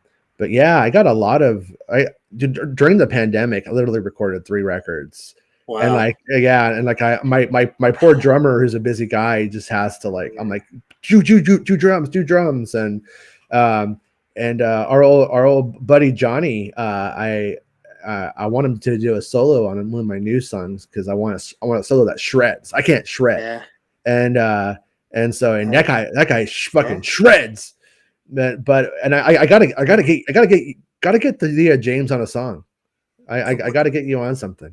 I can do some solos for you. Yeah, yeah, that would be Well, fun because I'm not a the, solo guy. I want to yeah, learn, but yeah. I just never did. I wanted to be Brian May, and then in my bands I always had to become John Lennon in terms of being the rhythm guitar player who writes the songs. You know. Yeah, so I would say, this is an interesting thing, and just an art in general of kind of knowing craft and not knowing craft. Mhm. Sammy Hagar, who of course was the lead singer of Van Halen, when they asked him, because of course he's in another band, Chickenfoot, with Satriani, who's another shredder. Yeah, And they asked him who's surfing with better. the is that Satriani? What's that? Was surfing Surfing with with the the Alien. alien? Yeah, Yeah. that was Satriani, Yeah. and they asked Sammy Hagar, who's better, Eddie Van Halen or Satriani, without hesitation, Satriani. Yeah. And everybody was like, "Oh," but I totally understand because I'm like, I'm from the Eddie Van Halen school of playing, where he's Mhm. like, "You don't understand. You go to write a song with this guy, and it's like, here's the song idea," and he locks himself in a room for 3 fucking days, and you never hear from the guy, and all of a sudden he comes back and he comes out with something great, but Jesus Christ, we're trying to make an album here. But Yeah. Satriani would be like, "Oh yeah, that's an F major. We're going into G." And yeah, and I don't know that shit. So Yeah.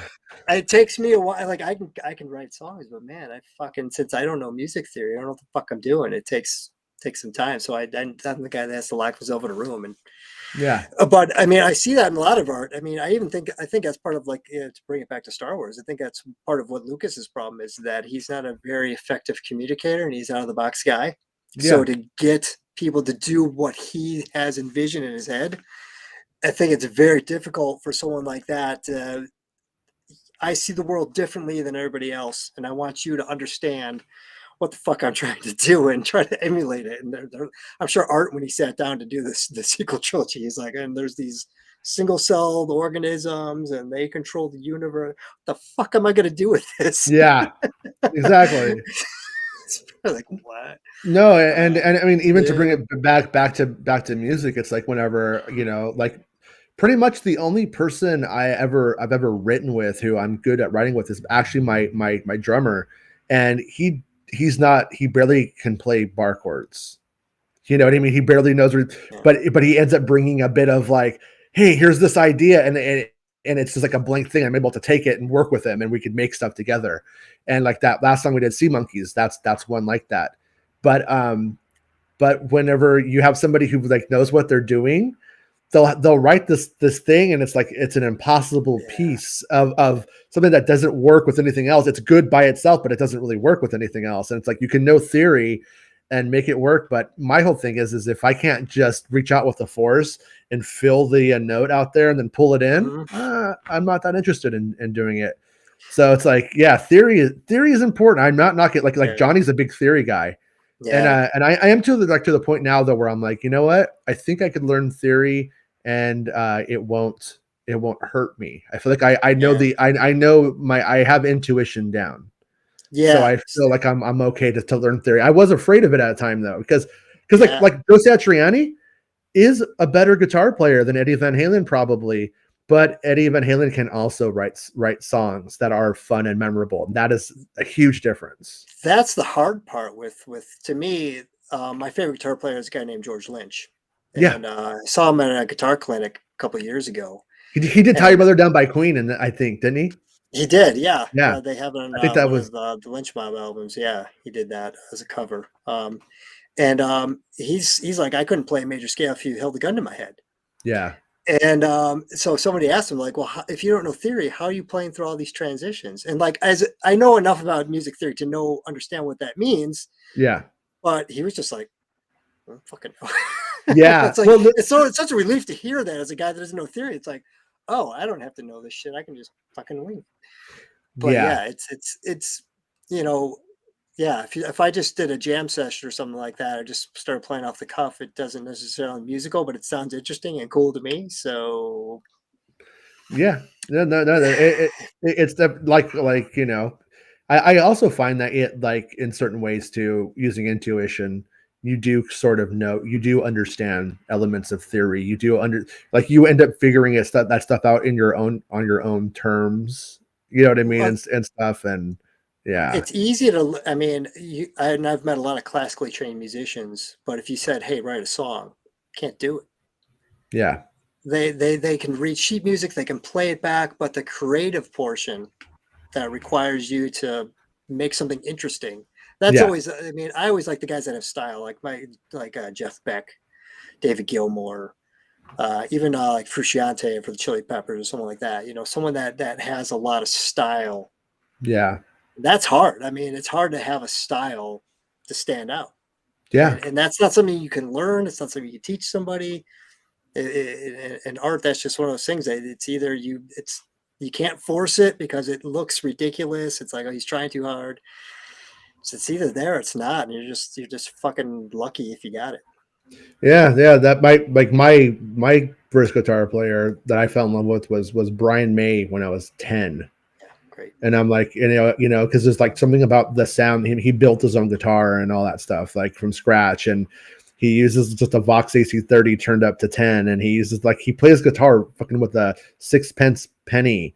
It's the weirdest guitar player of all time when you get down to it. He's a big fucking dork. I love him. He's a big Yeah, fucking nerd, and everything about it. astrophysicist. Yeah, astrophysicist. He's weird, Yeah, and yeah, but ultimately, like what's been weird is in like the last couple of years, like I've owned Brian May's guitars, I've owned his amps and it's like fun to play Queen songs on them because it sounds like more like Brian May, and the little DC white amp and everything. But when they put out the pack for Amplitude, where you can actually like do the Queen sounds in there, I'm like, I love Brian May, but you know what? What's funny is that like his sound, and it doesn't actually sound good mhm, with everything. It, yeah, it doesn't sound like I bought his thing. I love playing with it. I love yeah, turning it on and playing Queen songs using the settings, and it sounds like the solo to Bohemian Rhapsody. But when I try to use his stuff on my stuff, it just doesn't work for me. Anyways, it's weird. It's funny though. Yeah, and it's like you end up with a different alchemy when you drop it into a different thing. And but anyways, where I'm going with this is I have a feeling that's what George Lucas has gone through over the years. When you look at when he starts writing Star Wars and then when he makes Star Wars, and then by the time you get to the prequels and you're in the CGI era, it's a completely different palette of tools, and yeah. things sound and feel different when you use those like tools. It's not the same. Yeah, and I should probably qualify. I will be fully willing to admit that I'm a George Lucas apologist. Sure. Uh, He's I, I amazing. I'm a bigger George Lucas fan than I am a Star Wars fan. Yeah.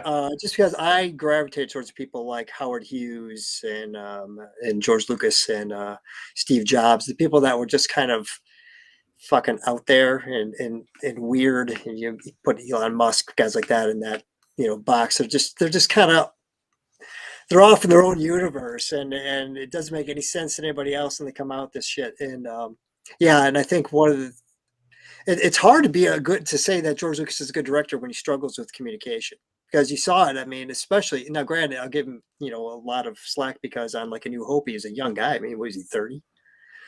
And his DP, what's his name? The DP on A New Hope, Gil. Gil. Am Oh I God, it's Gil yeah. Taylor? Am I, Gil Taylor. yeah, Gil Taylor. You're right. Yeah, yeah. Gil Taylor. When all of a sudden Lucas would be like, cut that light, and he was like, no, I fucking tell me what you want. I'm the cinematographer here. Tell me what you want, and I will fucking light it for you. Yeah. And I think he struggled with being able to, he's a visual guy. He's not a wordsmith. Yeah. And that's got to be really fucking difficult. I mean, it is. I mean, I think a lot of artists struggle with that. You hear something in your head, and then you try to get it out into the world as an actual product. Yeah, that's really difficult to do, especially if you're challenged in that aspect. Yeah. Yeah. No, I was gonna say, um, Johnny says that we want to use intuition and theory together. Yeah, I completely. I'm not anti No. music, and not an anti intellectual on the issue. It Yeah. does come down to being able to use both because, like, I will say, I mean, like, if you and I were the same age, if you were of our generation and I knew you, we probably wouldn't have liked each other. Like I love you, Johnny. Don't get me wrong. And you guys Yeah. today who are doing it are fine, but like I remember like going into uh like rooms back then, and everybody like has their bands and stuff like that, and like Mhm. Mike Montana, he was probably a great guy now. He was a great guy then actually, but he's like Johnny. He's like it's like fucking two-hand tapping and shit. He's Yeah. like looks at me. He's like, want to play top that, and I'm just like, this is the opposite of why there comes a point like when it comes to like the technical musicians where Mhm. music becomes like a sport. And this isn't like Johnny. I don't mean to say that Johnny's like that though, Yeah. but it's like music is not a sport. it's not a competition. Like art isn't a competition. I don't think it should be. No. And that's what a lot of musicians on the technical side try to make it like look at how fast I could play, and it's That was like the 80s thing. cool, Yeah. that got coming out of the 80s, and like but then we have like Johnny, a youngin, but who's picking up and like has that like skill, and it's amazing. And I'm like, okay, so I have hope for the future of that. Maybe finally someone will make it cool. Well, you know, it's a weird nuanced thing because like I remember I was at like a Guitar Center somewhere one time playing, and I'm playing. I basically, play this like blues bass metal stuff is kind of where I fall with my stuff. Yeah.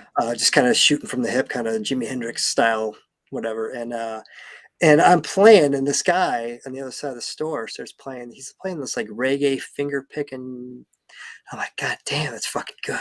Mm-hmm. And I can't play that shit. I'm left-handed too, so I play right-handed guitar. Oh, I'm so jealous of you.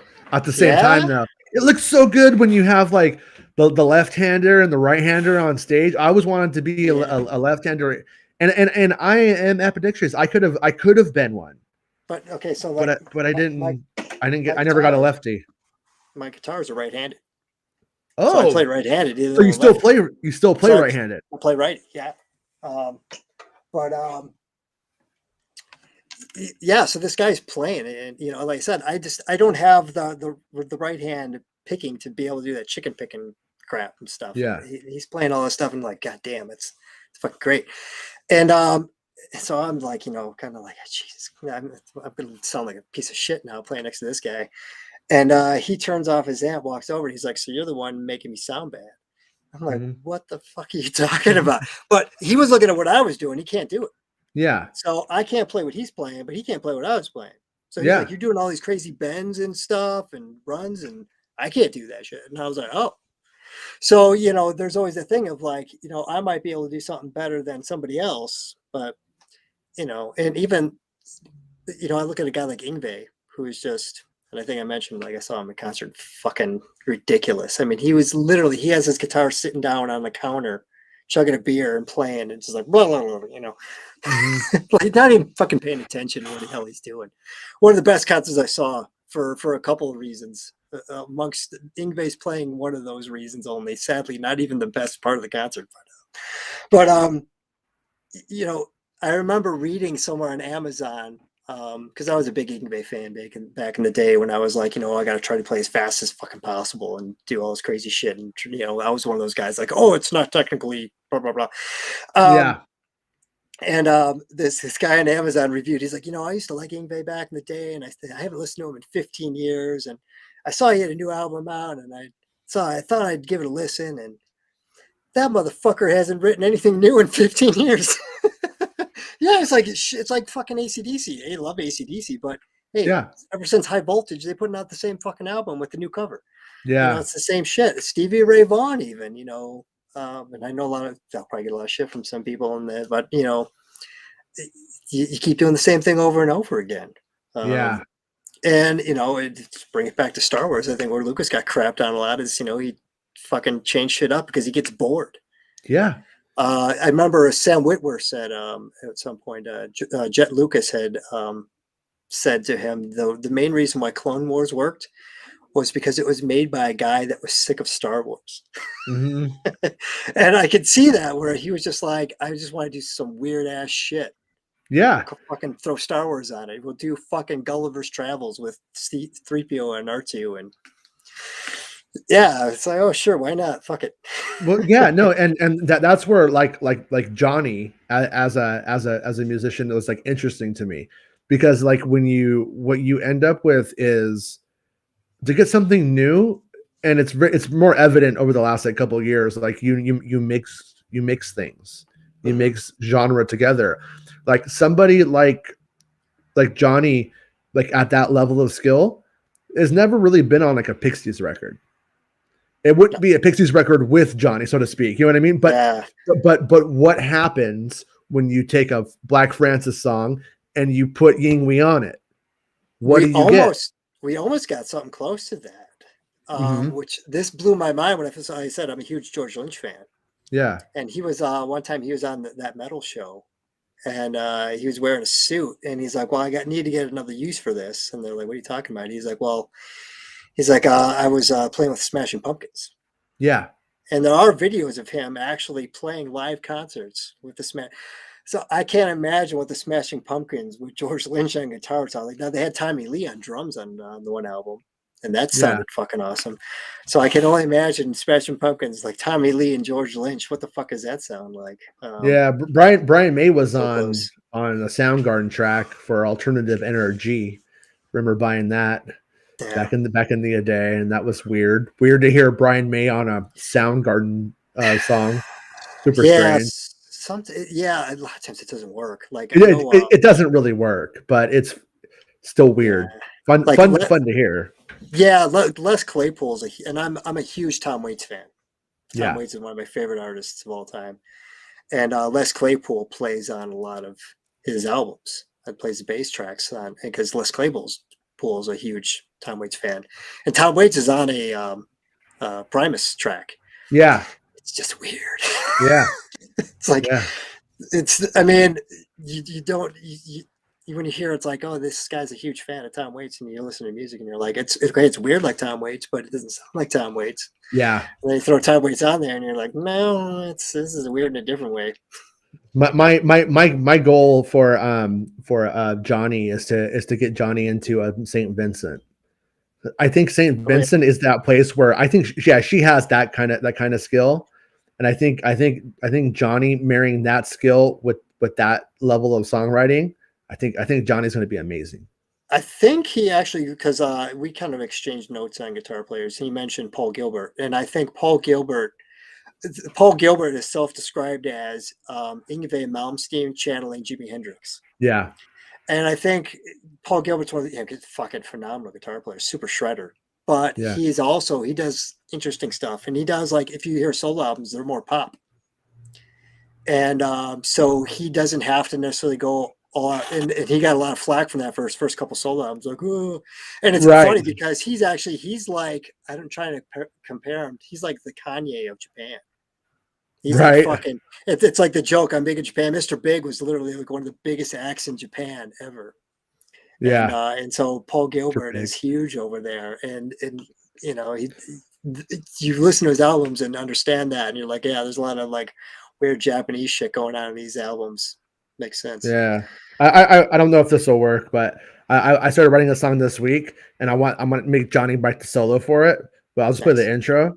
But let's see if this works. I don't know if it will, but.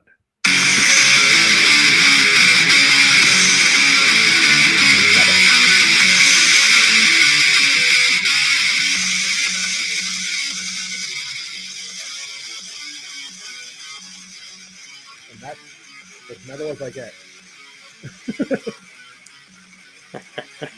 I don't even deal with that. It's about to sound like dog shit coming to the thing, but yeah. Okay. But it was, yeah. So Johnny, as soon as you're not sick anymore, you get those solo skills together, man. No, you have the skills. No, I mean Johnny's amazing though. Like I heard some of his demos and this thing. I'm just like, man, I wish I had that level of skill and right. But it is kind of true though. Like with George Lucas and Star Wars, you end up having this dude who had to wanted to write this thing, so he had to start like he's complete. I think George Lucas is very intuitive, and when his intuition was on, he connected with everybody. That's when his intuition was dead on. But he also like does get into the like the Campbell side of things and learns like structure, but also he doesn't feel very academic about it to me. No, and I think it's a good thing. I mean, and I talked about this yesterday. You know, he introduced, I think it was yesterday, one of these days. Yeah. They all blend together. You know, Brian De Palma, who's not a bad filmmaker, did not like A New Hope and had criticisms of like, well, your main character is introduced in almost the second act of your movie. Yeah. You know, Luke doesn't come along until way later. And by textbook definition, that is factually correct. And so it's always hard, you know, that's where you really have to kind of parse out criticisms, because what makes something genius a lot of times is, you know, this is technically not right, but you made it fucking work. Yeah. And that's exactly what Lucas did. He had this, and I forgot who it was. They were talking about how A New Hope is like a perfect example of how each scene drives the action forward and drives the story forward. It's a perfect linear kind of story that's being told, and so it's kind of a master clinic in that. Yeah. And but it's not traditional. Empire too. Empire's way and no ending, big battle in the first act. It It breaks a it lot of rules. it really technically has bad structure. Yeah, horrible structure. Its only For structure is we cut back and forth between yeah, the two stories. and even that's tricky. Like doing A plot B plot is fucked up. Yeah. And it's hard to flow the action between two simultaneously occurring stories. Attack of the Clones, I think, suffers a lot from that, Mm-hmm. where it's just it's the same story structure in a lot of ways as Empire, but it doesn't come together in the same way. Yeah. And so it's hard, man, to even the stuff that I write a lot of times, because you always want that critical eye and that feedback, and you want someone to maybe see the shit you're not seeing. But then sometimes people are like, you should do this instead of that. And you got to ignore it sometimes and be like, no, this is the way it is. And hope that you're not fucking wrong. I mean, Yeah. Yeah. Yeah. Bill says Pumpkins has more guitar skills than most alt bands. Yeah. Yeah, I feel like if there were, like, I always use this analogy, if it was an RPG, there were stat points to make that character in a role playing game of Smashing Pumpkins, though, yeah, I feel like they put most everything into the technical side of things, but I don't ever feel like the songs are smart. At least yeah, lyrically and stuff like that. It's like it's just a bunch of style with good guitar playing, yeah. and like 1979 Cherub Rock are rad guitar lines, and I respect them as contributions to guitar playing, but Well, I never got into it. I can never love it. so Smashing Pumpkins are of course from Chicago, and Mm-hmm. James Eha, the guitar player, is from my hometown of Oak Grove. Oh, And really? so yeah, so I knew of the Smashing Pumpkins. And it's funny, there was a heavy metal station back when I was in high school that was like Yeah. broadcast out of a broom closet somewhere from like 10 o'clock at night to 2 in the morning or something, right? And they just played whatever the fuck they wanted. It wasn't they didn't play the singles, and they played metal. They weren't playing like, well, I mean, they did play some fluff shit like every once in a while you get like a Poison song in there, but they were playing like the real fucking deal. Yeah. And I remember like, like, oh, I know we got a new song from Smashing Pumpkins. I'm like, oh, these guys made it. They're on they're on BBX, and then all of a sudden then they're on MTV. It's like, whoa, shit, they did good for themselves. Yeah, Yeah. I mean, it's weird to see that. You're like, Yeah. hey, No, like for me, like, because I'm just like a really big fan of like a big muff turned all the way up and layered, and where you can't hear the cymbals anymore because there's no frequencies left because the big muff's taking up all the like space. like the wall of sound kind of thing, or Well, just that wall of distortion okay, sound, gotcha. and like I like, so Smashing Pumpkins, I'm a fan of that about them, like about the sounds. But yeah, the like obviously my end all be all is Nirvana, because they took I remember being like about 11 years old, knowing who the Ramones were, and being like, why aren't people doing what the Ramones did? That's like, but better, and that was coming. I mean, Green Day and all that was going to bring all of that, like, but I was like, Yeah, I was wanting that as a kid, and but then when Nirvana comes out, they totally take anthemic cock rock and mash it with that in a weird way. They make anthemic punk in a new way, and but that's like We Are the Champions meets yeah. the Ramones in a way you wouldn't expect. I was not a happy 16-year-old at the time, It's like, No. yeah, I was, oh man, and I probably missed out on a lot of good music because I was very resistant. Like, this is bull. And it's funny, who else was like that? And you probably, because I know you mentioned the Weezer, Rivers Yeah. Cuomo. Have you ever Oh. heard his like demos before Weezer? Oh yeah. No, it was butt rock. Yeah, dude could fucking Yeah. shred. Oh yeah. Again. No, And that's why it yeah, was. But that's, yeah, and that was like at the time. what like Pinker? I think Blue and Pinkerton are two perfect records for the most part, Yeah. and in my opinion, yeah, and it's like the best use of using the loud to quiet dynamic of the '90s Mm-hmm. with with punk aesthetic, and then but also not saying, hey, I have technical skill, I'm not afraid to use it. You know what I mean? Yep. And I Yeah. and then that's why when we get to that Green record and he pretends like he doesn't know how to play solos, I'm just like, fucking hell, man. It's so frustrating. It drives me up the wall, Yeah. you know. Yeah. And filmmaking could be that way too, you know. And you see like some of these A24, he was bringing up A24 earlier, at Rob was, and like I love A24 movies, but there are moments where I'm like, A24 thinks it's doing an A24 thing right now instead of doing a good thing. That kind of makes me mad sometimes. Yeah. You see a lot of times where people just, you saw that with That's or the Matrix, and everybody wanted to do the slow mo bullet time effect, and it wasn't necessarily that this is what we needed, and it was just like, oh, look what we can do kind of shit. Yeah. And Lucas talks about that. He's like, yeah, every fucking time I come up with something, everybody wants to just fucking throw it in the movies. They want to use it ad nauseum because it's all of a sudden it becomes, and it's a I forget what the psychological term for that is, when people do that kind of stuff. I remember reading a psych book, and they talked about this dentist that got this new dental equipment for this new procedure and started selling it to everybody that came along. And what it really came down to, it wasn't like a nefarious, oh, I'm greedy and I want the money. It was more like, I got this new toy and look what I can do kind of thing. And we're all susceptible to that. And yeah, as an artist, as a filmmaker, all of a sudden you get a cool new pedal, or effects board, and all of a sudden you're like, oh, fucking shit. Yeah. And you just want to fucking use it. Yeah. It's like, but you got to like check yourself and be like, maybe that's not the time to use your wah pedal. Yeah. You just got to put the arsenal in there and wait for it to be the right moment, and then it will come. And just let it leave it there, and it will show up. Yeah, that's where sitting on stuff helps. Yeah, because my thing was and I hope Johnny didn't think I was like saying, I hope that didn't come out wrong. I was like, we wouldn't have been friends, because that's not what I really meant. But I meant like we would have had two different perspectives entirely, I think, at that, like when I was your age.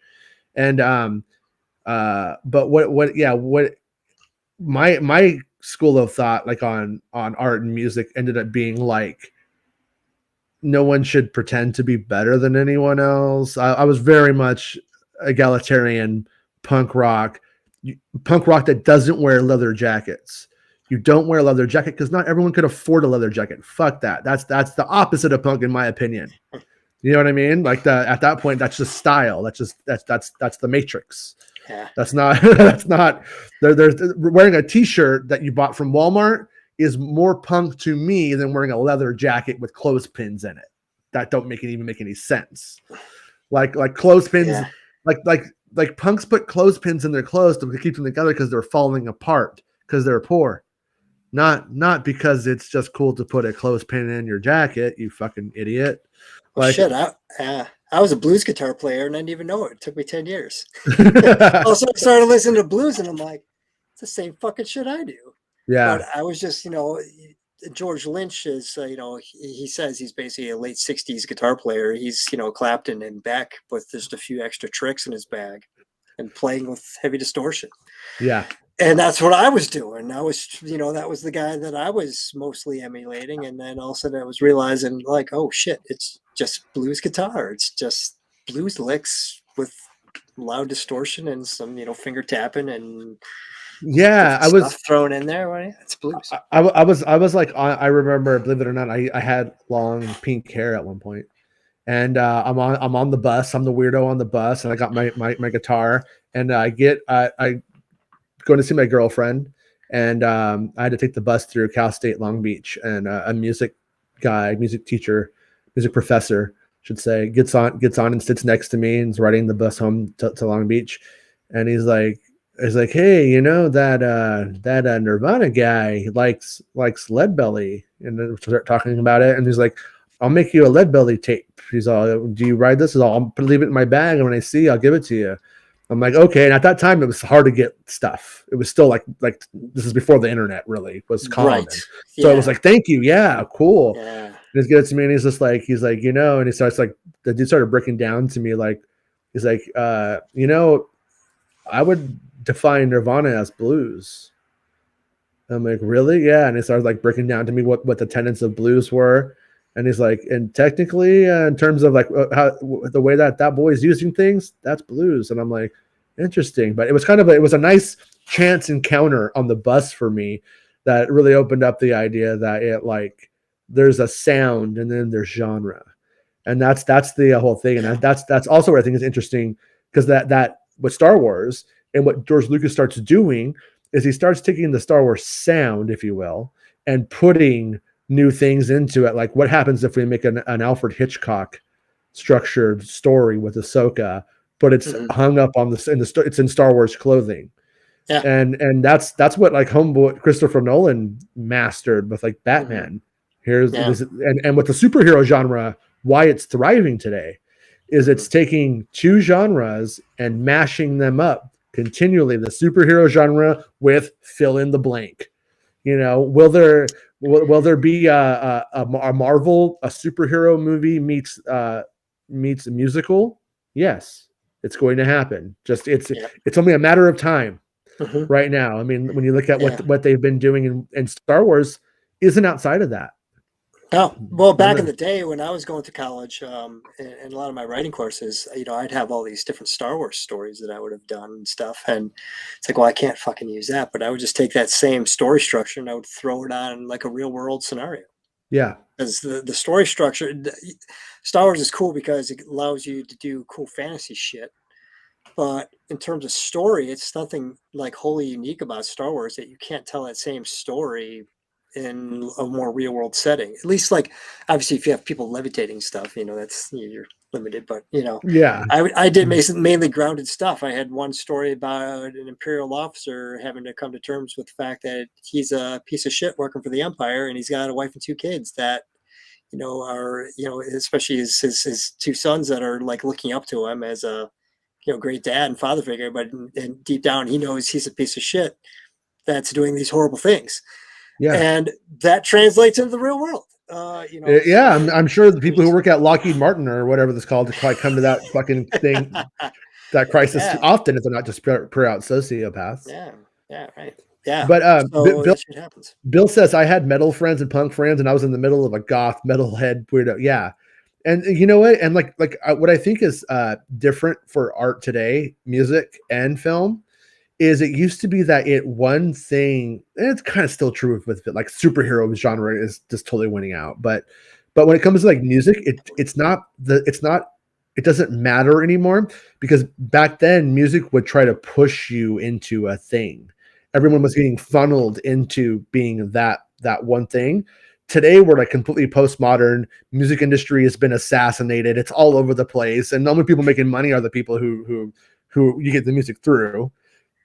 But the artist now, it's completely poor and broke, but it's free.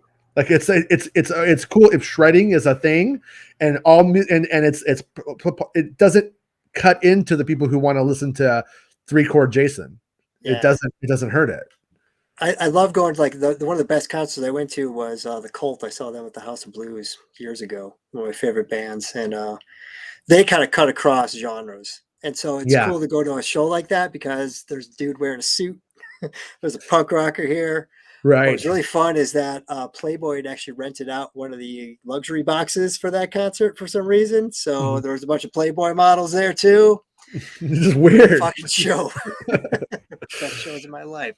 Yeah. But yeah, it was cool. He's just like, man, this is a weird crowd. It's just a whole strange menagerie of people. And I love that. You know, I hate going to anything in life where it's very myopic, kind of like this only caters to this type of person. I love it when something's just very big tent and you get a whole menagerie of weirdos showing up, and it's like, oh, this is my kind of scene. Yeah, that's how I feel about Star Wars and Star Wars fans. I mean, it's for as many shitty Star Wars fans as there are. it's so broad and big that you meet an interesting cast of people from different walks of life, and you have this Yeah. thing that brings you together. But it's ultimately great because like some people you wouldn't ever have had any reason to ever have met or to have Mhm. talked to and stuff like that. And Yeah. yeah, and that's what is good music does that same thing. Star Wars and good music are some of the only things I Yeah. know that does that for me. Yeah, and the shitty fans are the loudest, but I think they're the minority. Exactly. Yeah. Yeah. Yeah. Like Bill says, we are the cantina, and those There shitty you fans are go. the drunk person who needs to go home. Go home. Go home, dude. You're drunk. And yeah, but Yeah, and I will be. I'll out myself. I'm a troll online, are but I you a love going. troll? I'm a total fucking. That's I love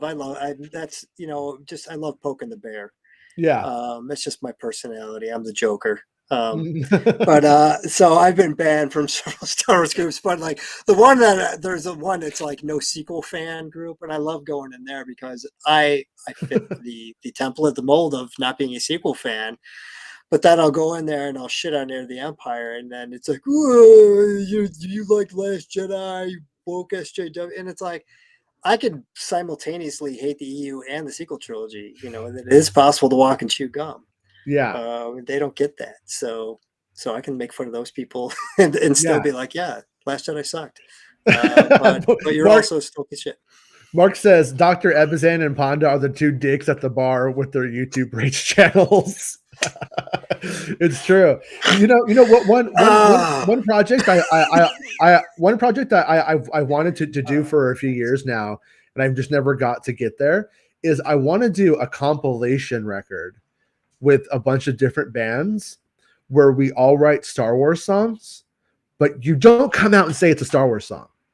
You do an original song and it's a Star Wars song, but you don't say that it's. For instance, the most cliched version of this would be on the record is a guy like Lionel Richie, right? And he has a song that's called "I Love You, I Know," but it never says anything like this is a Star Wars song. It never plays a John Williams, but it's "I Love You, I Know," and you're like, and so almost in universe music, or in terms of like yeah, the lyric set, if you will, and the theme, I but like it. the music is just your band. So Adele like, singing "Hello" there. Yeah. yeah, Dell's hello, it's me. Hello, it's me you're looking for. Huh? And it's all from Klieg Uh, Lars. Klieg Lars has the uh, fro, like the little like the fucking mustache. Hello. yeah. Sorry. Anyways. Master of Puppets, and they're in the Jabba's palace. Yeah, exactly. But these are of course not parody songs, original songs. Of course. Yeah, Yeah, yeah, all originals. yeah. So someday, I'm down. yeah, maybe I'll aim for an EP, and then we'll get our little musical community together and we'll put the songs on, and then if it gets bigger, it becomes an album. Well, But the first album John Bon Jovi was ever on. yeah, the Wookiee Yeah, Comb song yeah. for the Star was it the Star Wars Christmas holiday special holiday record whatever. Which, if anybody's watched Hawkeye, there is a appearance of the Bells song sung by Anthony Daniels in one of the episodes there. It's Oh like, oh really? god, me and three other people know this. That's funny. Yeah, Yeah, yeah. So it would be it would be fun to like do that. Yeah, if anybody's interested in doing that and starts writing their stuff, it'll put the fire under my ass to like do mine, and then we'll make it a thing. I'm on But it tonight. It's got to be not a parody song. We're not going a parody song. not Weird Al. We're going full So on original song. so if you were Weezer and you were writing your song about your stepfather and alcoholism, then you would essentially take that, but from the perspective of, let's say, Luke Skywalker and his Uncle Owen, who's a drunk. Uncle Owen's a drunk. I think it's safe to say, and he looks like a drunk. I don't know, but anyways, yeah. But that kind of concept, and then you can reveal what it is, but the song cannot overtly say, "I am Darth Vader." Awesome. Yeah, I think that would I'm be go- fun. I've already got my idea. I'm going to do the Kickstart My Heart for pod racing. There we go. See, Yeah, it's just so easy. Yeah. Yeah, there's got to be. I mean, if somebody wants to do the emo song about being part of a dyad but still alone, I would put it out on there. I want to do it. Snoke on the water. Snoke on the water. Yeah. But once again, that's a parody out of the parameters. Sorry, Out of the man. parameters. Can't do a parody song. Yeah, we can't Weird Al it because Weird Al will just he'll eat us up. But originals, like what if you found out Stairway to Heaven was about becoming a Force ghost? I can't say it's not. Just saying. I mean, other than the fact that it came out before and everything, but yeah, and that was that man, as a kid, the dude, that was like the big thing was like I don't really like Robert Plant as a singer, like baby, it's boring as shit to me. But I do enjoy like the music itself. Like Black Dog is fucking pretty rocking, That's how I feel about Rush and Megadeth.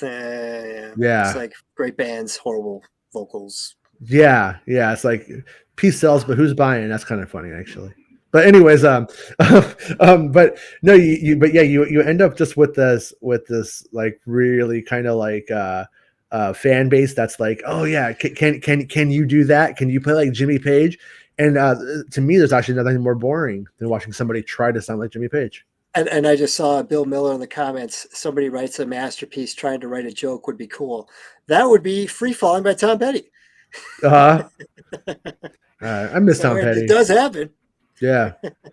Well, like if you're a huge Nirvana fan like I am, songs like School and Negative Creep, those songs were making fun of the Seattle sound of all the stuff. And because Nirvana's not really from Seattle, he was from Aberdeen, and then they moved to Olympia, get radicalized in punk rock by Beat Happening, and then end up on a label based in Seattle and then get called the Seattle Band. But they're making fun of the Seattle, but at the end of the day, define the Seattle sound for me with those parody songs and it's like School ends up being, well, yeah, you wrote a concept that most angry people can relate to. If you're a young person, school was not a fun time, and it ends up working, and it's kind of hilarious, and how accidental that stuff ends up becoming, God, on a side note, while we're talking about music, because we're just doing whatever we want because it's Christmas, I was really into this band called Sleeper when I was a teenager, and I had to like buy imports to get the records and stuff like for a time because it was like really hard to get. And I go and I'm looking up. I'm like, I haven't heard Sleeper in a long time, and they were on the Trainspotting soundtrack. They did a cover of Blondie's Atomic, which is great. And I was like, oh, I want to hear Blondie's Atomic. I want to hear Sleeper's version of Atomic. It's not on Apple Music for some reason. I was like, Sleeper has a new record. And I went to listen to it, and I was like, oh, no, it wasn't that good. It sounded like Starbucks music now. I was really, it was more like the Pixies back then. Remember, like Pixies-inspired music, and then now it sounds just, man, she was hot. She was hot. I'll tell you that, too. But yeah, the struggle was real back in the day. This first time I think I went into debt is when I realized Amazon had imports. It's all of a sudden it's like, holy shit, there's all this music I'd never heard of. I've got to fucking run up my credit card to get a shit ton of albums. Yeah, one of my favorite bands, you may have never heard of them. They're from Denmark, called Mew, M-E-W. Mm-hmm. Fucking amazing band. Yeah. And they're not big in the States at all. And so like they'd have, and half their songs that are my favorites are like B-sides. It's not even like on their fucking albums. Yeah. So I spent probably hundreds of dollars trying to get their fucking collection, just because all their shit was on B-sides that released in Japan or fucking Denmark. And it's like, yeah, but nowadays you can just stream that shit for free. Yeah. No, same thing. Yeah, I used to spend $30 in the 90s on Nirvana bootlegs. Yeah. And like, I mean, today I was probably spending $60 on a record. Today it's like they're all on YouTube for free, which I love. Yeah, I love that. I mean, I love that it's all there, but also I do kind of miss the thrill of the hunt of going to record stores and not knowing what I was going to find and stuff. Yeah. But yeah, Hope Sandoval is pretty much defines my sexual attraction for women through and through, and always will. She was the topmost of the popmost. But yeah. but you're like, yeah, no.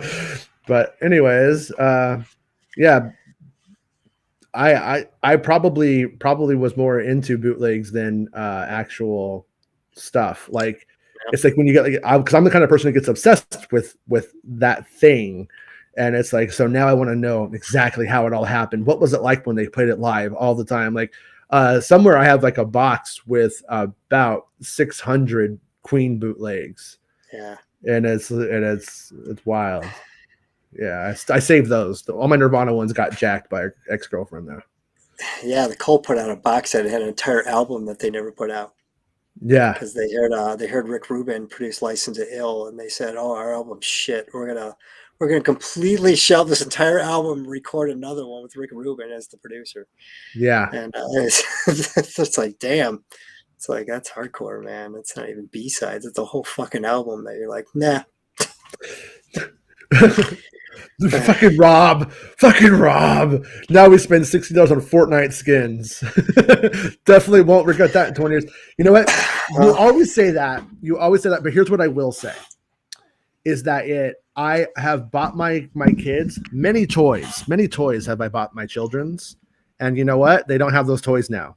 2 years later, those toys are gone. All your childhood toys, your mom threw out. Your mom, everybody has. Oh, my mom put all my stuff at a garage sale while I was at baseball or something like that. Everybody has that story, you know, especially like from kids from the 80s. And I will say the Steam games I bought. I don't have any games from my Nintendo. I don't have any games from my GameCube. I don't have any games from my Wii and or anything like that. But you know what I do have? I have my Xbox Live digital games that I bought. That pinball game I bought on Xbox, I still got that. I am pro digital until they start turning it all off. And I'm not a gamer, so I don't waste money on skins. I just waste on $8 lattes, and strippers. And yeah. Mark Hamel says a hobby. Yeah, or you're one of those dicks paying $10K for an NFT. Definitely won't regret that in 20 years. I know. I need to start making NFTs, man. I need to be like, yeah, here's I traced this little hand and I made it into an NFT. Maybe I'll make my Kathleen Kennedy animation I did a few weeks ago into an NFT. I'll call it Producer. Yeah, I mean, I'm not. If people are getting paid, cool. I mean, and if you're artists like getting paid, cool. I'm not going to knock an artist for getting paid any way that if they can, but yeah, it feels like what was the word in Mean Girls that they're trying to make happen? Fetch. Yeah, it feels like trying to make fetch happen. That's how I feel about NFTs. Like I could even see the concept going somewhere, but as it is right now, it blows my fucking mind. Is it essentially just blockchain technology for art? Yeah. Yeah. And I mean, and the only good thing I've heard about it from my understanding of it is that an artist continually gets paid when their work is resold. And so that's something that I like that concept. I like that the spirit of that. But at the end of the day, it's like, you know, yeah, you own it. You own it on the blockchain. I don't give a fuck about your it's like blockchain up your fucking ass. Because if I could just copy it, that's cool. Is it the same as having the Mona Lisa right here in my room that I can look at and go, wow, well, he painted that. I'm looking at the paint he put on. That's not the same thing. But anyways, yeah, actually we are 2.5 hours in, so we should call it a day. I got to go. Sorry to keep you extra. I didn't mean to. We got on the start talking about stuff I like, and I don't know how to shut the fuck up. Well, that makes two of us, and it's better to talk to you than my girlfriend, who's just going to be like, "Shut the fuck up," and not talk to me for 2.5 hours. Yeah, well, when you guys watch The Matrix tonight, she's going to be like, you know what? I want to look in your eyes, James, because I don't want to look at what I'm looking at. No, if you end up loving The Matrix, and I am just I am crazy, that's going to be fun. Because if you do love it, when you're after you do watch it, come back on. Like I said, any day you want to come on, man, open invite. I love hanging out with you. Man. And I appreciate it. Yeah, and Thank you for telling all of your Ralph McQuarrie stories today. I'm sure Rob is finally happy they got to hear them. He didn't miss it. He didn't miss it. He definitely heard it. That's going to be in the after show. Sorry, Rob. Mm-hmm. Can miss it. Yeah. I've also got some Joe Johnson story too, so we could talk about that. What other Star Wars artists? Doug Chang stories. We'll just go through all the Star Wars artist stories. Who is the guy? What's it like? Nilo Rodas Chamero, or yeah. Right. Yeah, we never hear about him. Oh, I got stories. Yeah. Okay, good. Yeah. But we used to be roommates, so These things just used to be roommates. Oh yeah, you were telling me that one story about that one time with that one thing when you guys went to that one place. Yeah, but I couldn't tell you. Yeah. Rob got upset about it. Hey, Mark, did you watch the Mark Hamilton? Did you watch the Matrix yet? Boy, I'm curious to hear your take on it, because it's really weird. It feels like the whole thing was they didn't want someone else to ruin it. They wanted to ruin it themselves. It's almost like a weird kink thing or something. Like, I'm into ruining you. No one else can ruin you. I don't get it. If they had just let anybody else make a young Morpheus movie, it would have been dog shit, but at least, it would have just been something else. But boy, But anyways, all right, everybody. Well, I'm looking forward to that. Dude, I cannot believe how big of a shit burger it is. Like, I am like anybody who cried about The Last Jedi, even if they didn't like it, and sees this, has to be like, The Last Jedi is so good. Can you compare it to something like, is it Batman and Robin shit burger? Is it that bad? There are times that it fucking goes like everybody expects this in a Matrix movie and like looks at the camera. Like a Ferris Bueller thing. They're all of a sudden just like giving it up, just like Yeah, it's fucking, oh my god, it's so bad. Wow. I've never experienced something that was, and Rob was the one who was telling me it was like that the Wes Craven's New Nightmare. It definitely has like a Wes Craven's New Nightmare element to it. It is almost like that. It's like the Matrix hung on that skin. Like they're spoofing themselves, like Gremlins 2 kind of thing. Oh god. Like, we know this is a joke. Almost. Like at the end of it, they go like, the audience won't be happy with this ending. Wow. All right. Yeah, it's like we're so meta, but you're not being smart. It's weird. It's like being meta but not smart at the same time. And then like the fights are all shot like from the waist up. I felt like that could be me. Maybe it's just a moment of observation I had, but I felt like the fights, it's not exhilarating. It's bad. It's one of the worst big movies I could imagine. Wow. It's like if you saw Star Wars, Empire Strikes Back. Matrix doesn't have that good of a lineage, but imagine you saw Star Wars and then you saw the Transformers Michael Bay movie. That's the jump for me. I don't feel like I'm being hyperbolic in saying that. Like when Rick Sanchez gets bored of trolling the devil and he just burns his shop down. He's like, all right, we're fucking done with this. And is that good debate they did? All right, we're done with this Matrix shit. We're just gonna fucking light it on fire. It's a creative having a temper tantrum. I feel like that's what it was. I feel like it was like you're making, like, I don't know, maybe like a mafioso has some dirt on the Matrix creators or something, and they're like, you're gonna make it, and they're like, okay, fine. But because like how there was that story that came out that they were gonna remake it with young Morpheus and they were gonna make it with the Wachowskis or not. Well, they reference it.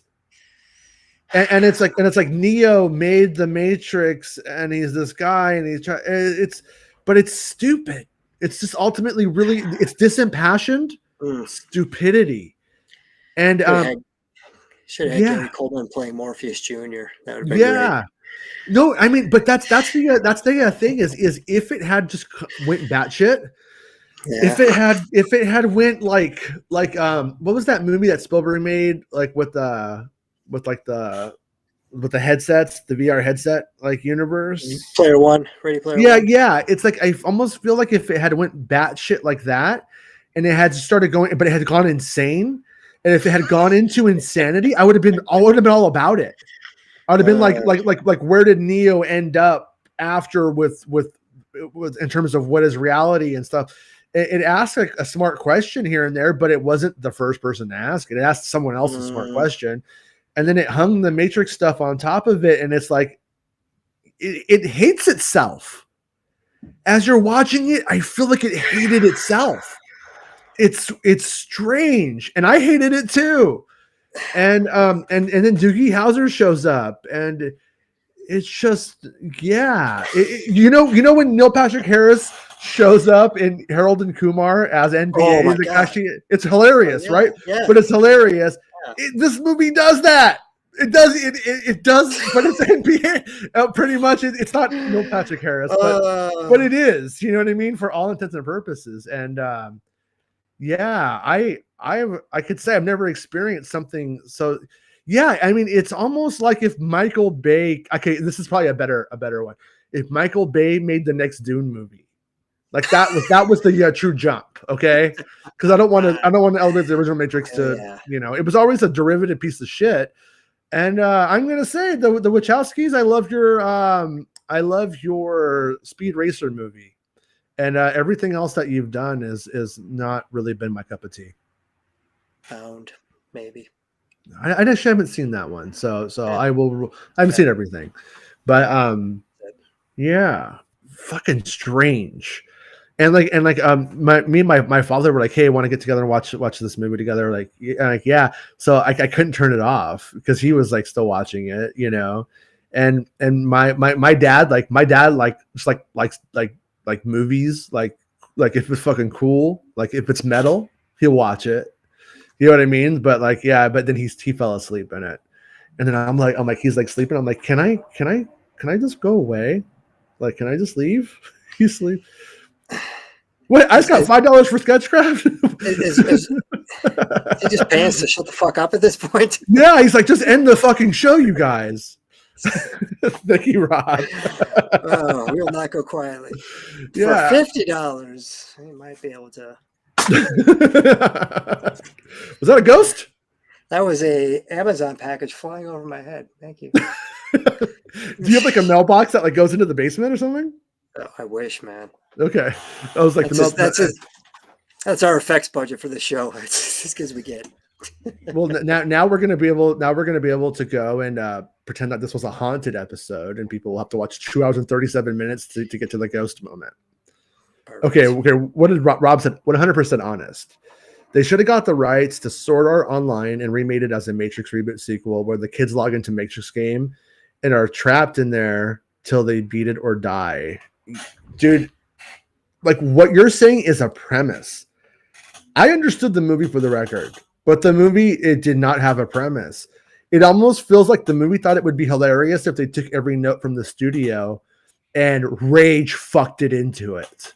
Like that's like there's like young people that show up. They're like, hey, oh yeah, remember in Young Guns when Emilio Estevez is old Billy the Kid? Remember that? Yeah.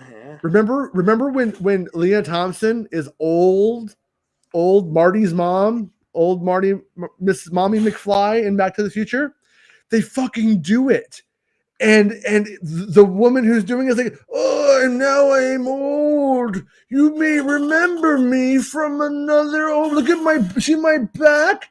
This means I'm acting old. It was like an improv troupe pretended to be old in the middle of a Matrix movie. Like it never stops hurting. And like Rob, I tried to watch the other night. I tried to put on Schumacher's Batman Forever, and I was like, "Fuck you, Rob! I'm gonna live tweet this at you." I got like 3 scenes in and went to bed. At least that movie, like that movie has a sadist aspect to it. It knows it's fucking you, and this movie, it's that bad. It's Schumacher's Batman bad, but there's moments where it's pretending like I don't know. I feel like the dudes who did Columbine fucking think it's smart, and it's weird, man. It's just awful. I fucking hate it. Like M. Night Shyamalan's The Last Airbender, kind of. Oh God, that was better. Oh God! Yeah, Wow! that was somebody just like not knowing how to run with the concept right. And I'm like, oh, you poor Yeah. bastard, you know, like you're trying, you know what I mean? Like Well, you that just was don't have it in you. I love the rage interviews that M Night Shyamalan did after that movie. It's like you guys just don't get it. It's it's traditional. Like he's like it's like, but I do get it. You're trying to make more of a traditional Japanese style movie. You went like full on into that, but Yeah, it fucking sucked for this, man. It's like me doing a fucking Akira Kurosawa version of Halloween or something. Like what? well, yeah, You're just not smart enough to understand what I'm trying to do. Like I understand what you're trying to do, and it fucking sucks, man. Don't do it. yeah. No. Quentin Yeah, Tarantino taught you how to do what you were trying to do in Kill Bill, yeah, and yeah, you were the one who wasn't smart enough to pay attention to be able to do that in the last Airbender movie. That's yeah, what it came down to. And yeah, I generally like his movies. I like where I like where he's. I like. I know. I do. I like where I like the ideas of his projects, and whether they work or not is completely a separate a separate thing. You know what I mean? But yeah, like that movie where everybody's getting old on the beach. I don't know what the fuck that dog shit was, but yeah. at the same time I'm like, you know what? I kind of like that you tried to make that movie because I haven't really seen that movie too much. I want to see if he does like a comedy or a period pick or something that isn't the fucking plot twist at the end. Then I'll take him serious as a filmmaker. But until then, he's just a one trick pony. Yeah, And I yeah. liked Sixth Sense, but everything since then, Unbreakable was okay, and Well, everything else. And I'm just done with him. I'm not going to see old. I have I no like use for his movies now. Signs. I like Signs. I think Signs is pretty much like I think it was fun to show the UFO invasion from the perspective of just a farmer, like that whole thing. You know, for what it is, I'm like okay with it. Like I don't love Okay, them. I'm not saying I'm not gonna get a fucking M Night tattoo on my back or anything yeah, tomorrow. but we're gonna But have to part ways on this one. yeah, fair enough. Rage Fuck sounds like Fred Uh, Durst's title track to the soundtrack for RK Outpost, the movie. Yeah, yeah. This movie was it was almost like the creators of the Matrix were held at gunpoint by Fred Durst. And we're like, Fred Durst was demanding a new Matrix movie, and they're like, okay, we'll do what Fred Durst would like. I don't know, man. It's not even that. Like, I don't even know who this movie's for. I don't know who it's for or what it's for. I don't. It doesn't do anything right or anything competent. Like, it's a mind fuck. Like, I want everybody to go see it on free or on HBO or whatever, so that way they could just know that it like you will never bitch about Star Wars, not again, but for a few minutes in any way. Like you will look at the sequel trilogy and you will be like, thank you, J.J. Abrams, for showing up to work every day sober. wow, It you just keep digging lower levels for me here. I mean, I swear to God, I'm not being hyperbolic about this. I swear it is that fuck that movie. It is just so dumb.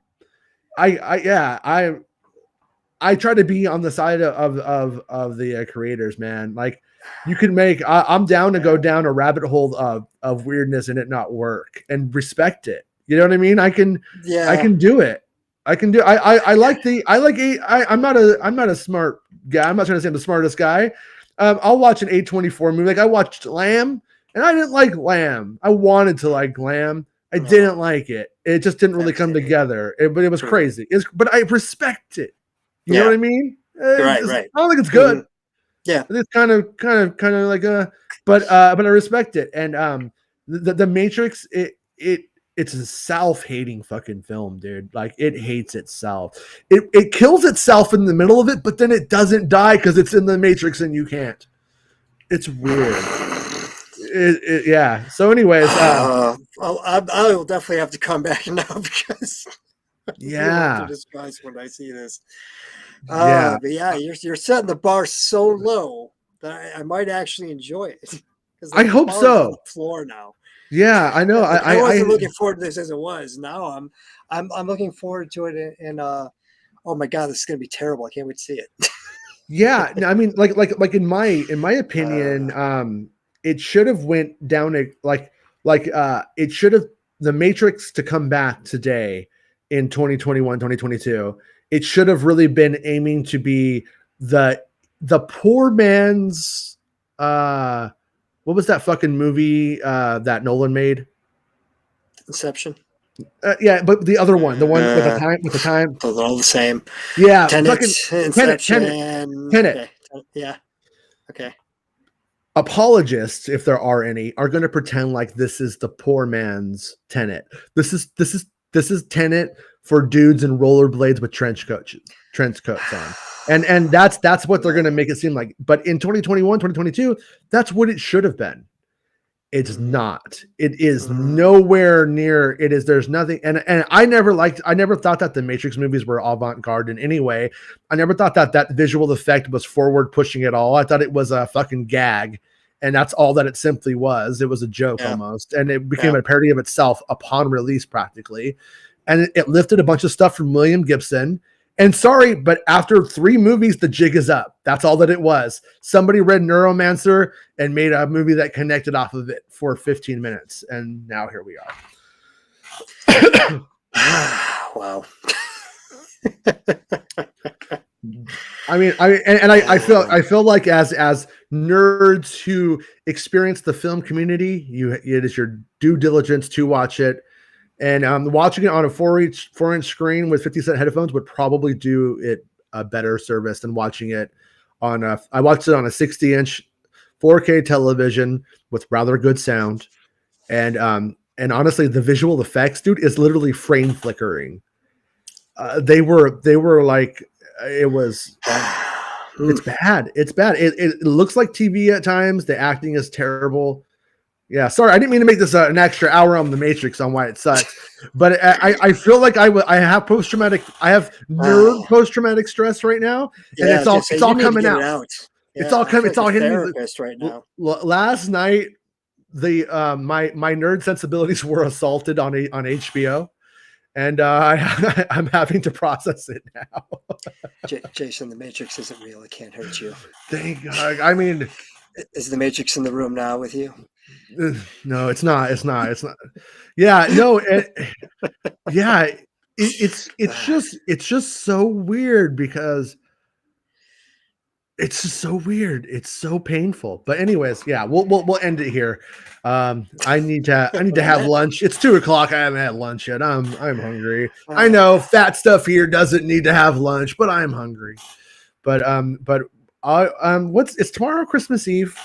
Tomorrow is Christmas Eve.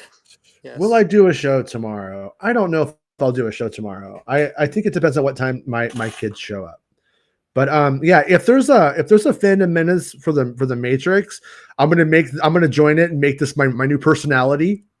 Because it sounds like honestly, like looking at it, I know some people didn't like a Star Wars movie and then joined a cult over it.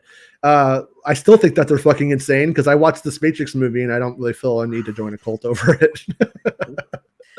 Or a grift or whatever. Yeah. Is the president of Warner Brothers a woke SJW that's ruining the studio? Yeah. That we can demand that we're getting fired? God, I would have video every week about it. Yeah. I would have respected the movie if Neo had woken up and he was, a trans woman in San Francisco, and then wow, there was another layer to it. Like that would have at least, you know what I mean? That would have been like, what is going on? New story. It's going somewhere. This movie hates itself. Like it doesn't want to do anything. And it knows it has to do things, so it does it to like spite you. It check boxes you. It's like, yeah, the movie is the cinematic version of right before a breakup, and you're like both sides are both doing the check boxes to make it work, but it's over, man. It's over. Are you a fan of Hitchhiker's Guide? I don't. Novel series Douglas Adams. Yeah, I'm not a fan, but I'm not a hater. I enjoyed the movie for what it was, unlike some people who were very offended by it, but yeah, I mean, that's way more competent than this. Well, towards the end, Douglas Adams is kind of sick of the whole thing, and so basically shit on his own franchise in later years, and it shows in his work. It's like I just didn't give a fuck anymore. Yeah. So But, maybe they but, just fucking gave up. well, I mean, like in the middle of it, like Neo creates the Matrix as a video game in one reality that he's in, and then now they want him to come back, and then but it starts to go into this whole thing where you like you could tell for a minute they were trying to come up with the premise, and then they hated the premise, but they wouldn't change it. And but as it moves on, but what's infuriating about it was if this was going to the coffin, opening it up while the vampire's asleep and staking it through the heart, they didn't do that because their WB is just going to reboot it entirely now. They're just going to start from step one entirely, like with a new. You're not going to kill it. You know, it's a valuable IP, and they didn't. They just made it. They just made it more like Freddy Krueger films now, like the first three, and then this is New Nightmare. That's it, and then they're going to remake it again, and then they're going to not succeed, and then they're going to remake it again, and again, and again, and again, because everyone will go like, hey, maybe they're going to make it good. So yeah, I don't understand the tantrum that's happening in that movie. That movie is definitely a tantrum, though. That's all I should have said. The movie's a tantrum. I don't know what it's about. It doesn't involve me. It doesn't concern me. And I'm sitting there watching Keanu Reeves, poor dude, trying to fucking walk his way through it. It's very weird. It sucks. But all right, sorry. Bye. I'm gonna hit end now. And if I don't see you guys, everybody have a good holiday, Christmas. Thanks to everyone who helped. Thanks to everyone who helped Max get the kittens taken care of. Really meant a lot to me and to Max. And I might see you tomorrow. I might not. I don't know. We'll see. But it's always fun hanging out with you guys. And if you're not doing anything, James, I'll send you the invite if you're busy because it's Christmas Eve. Just ignore it. But if you're not, jump on. We'll hang out. Cool. All right. Bye, everybody. It's not about spaceships. Making Star Wars Show. Making Star Wars Show. Making Star Wars Show. Making Star Wars Show. It's not about spaceships. You know, I really feel like I helped you work through those issues. Yeah. No. I mean, and trust me, it was smart because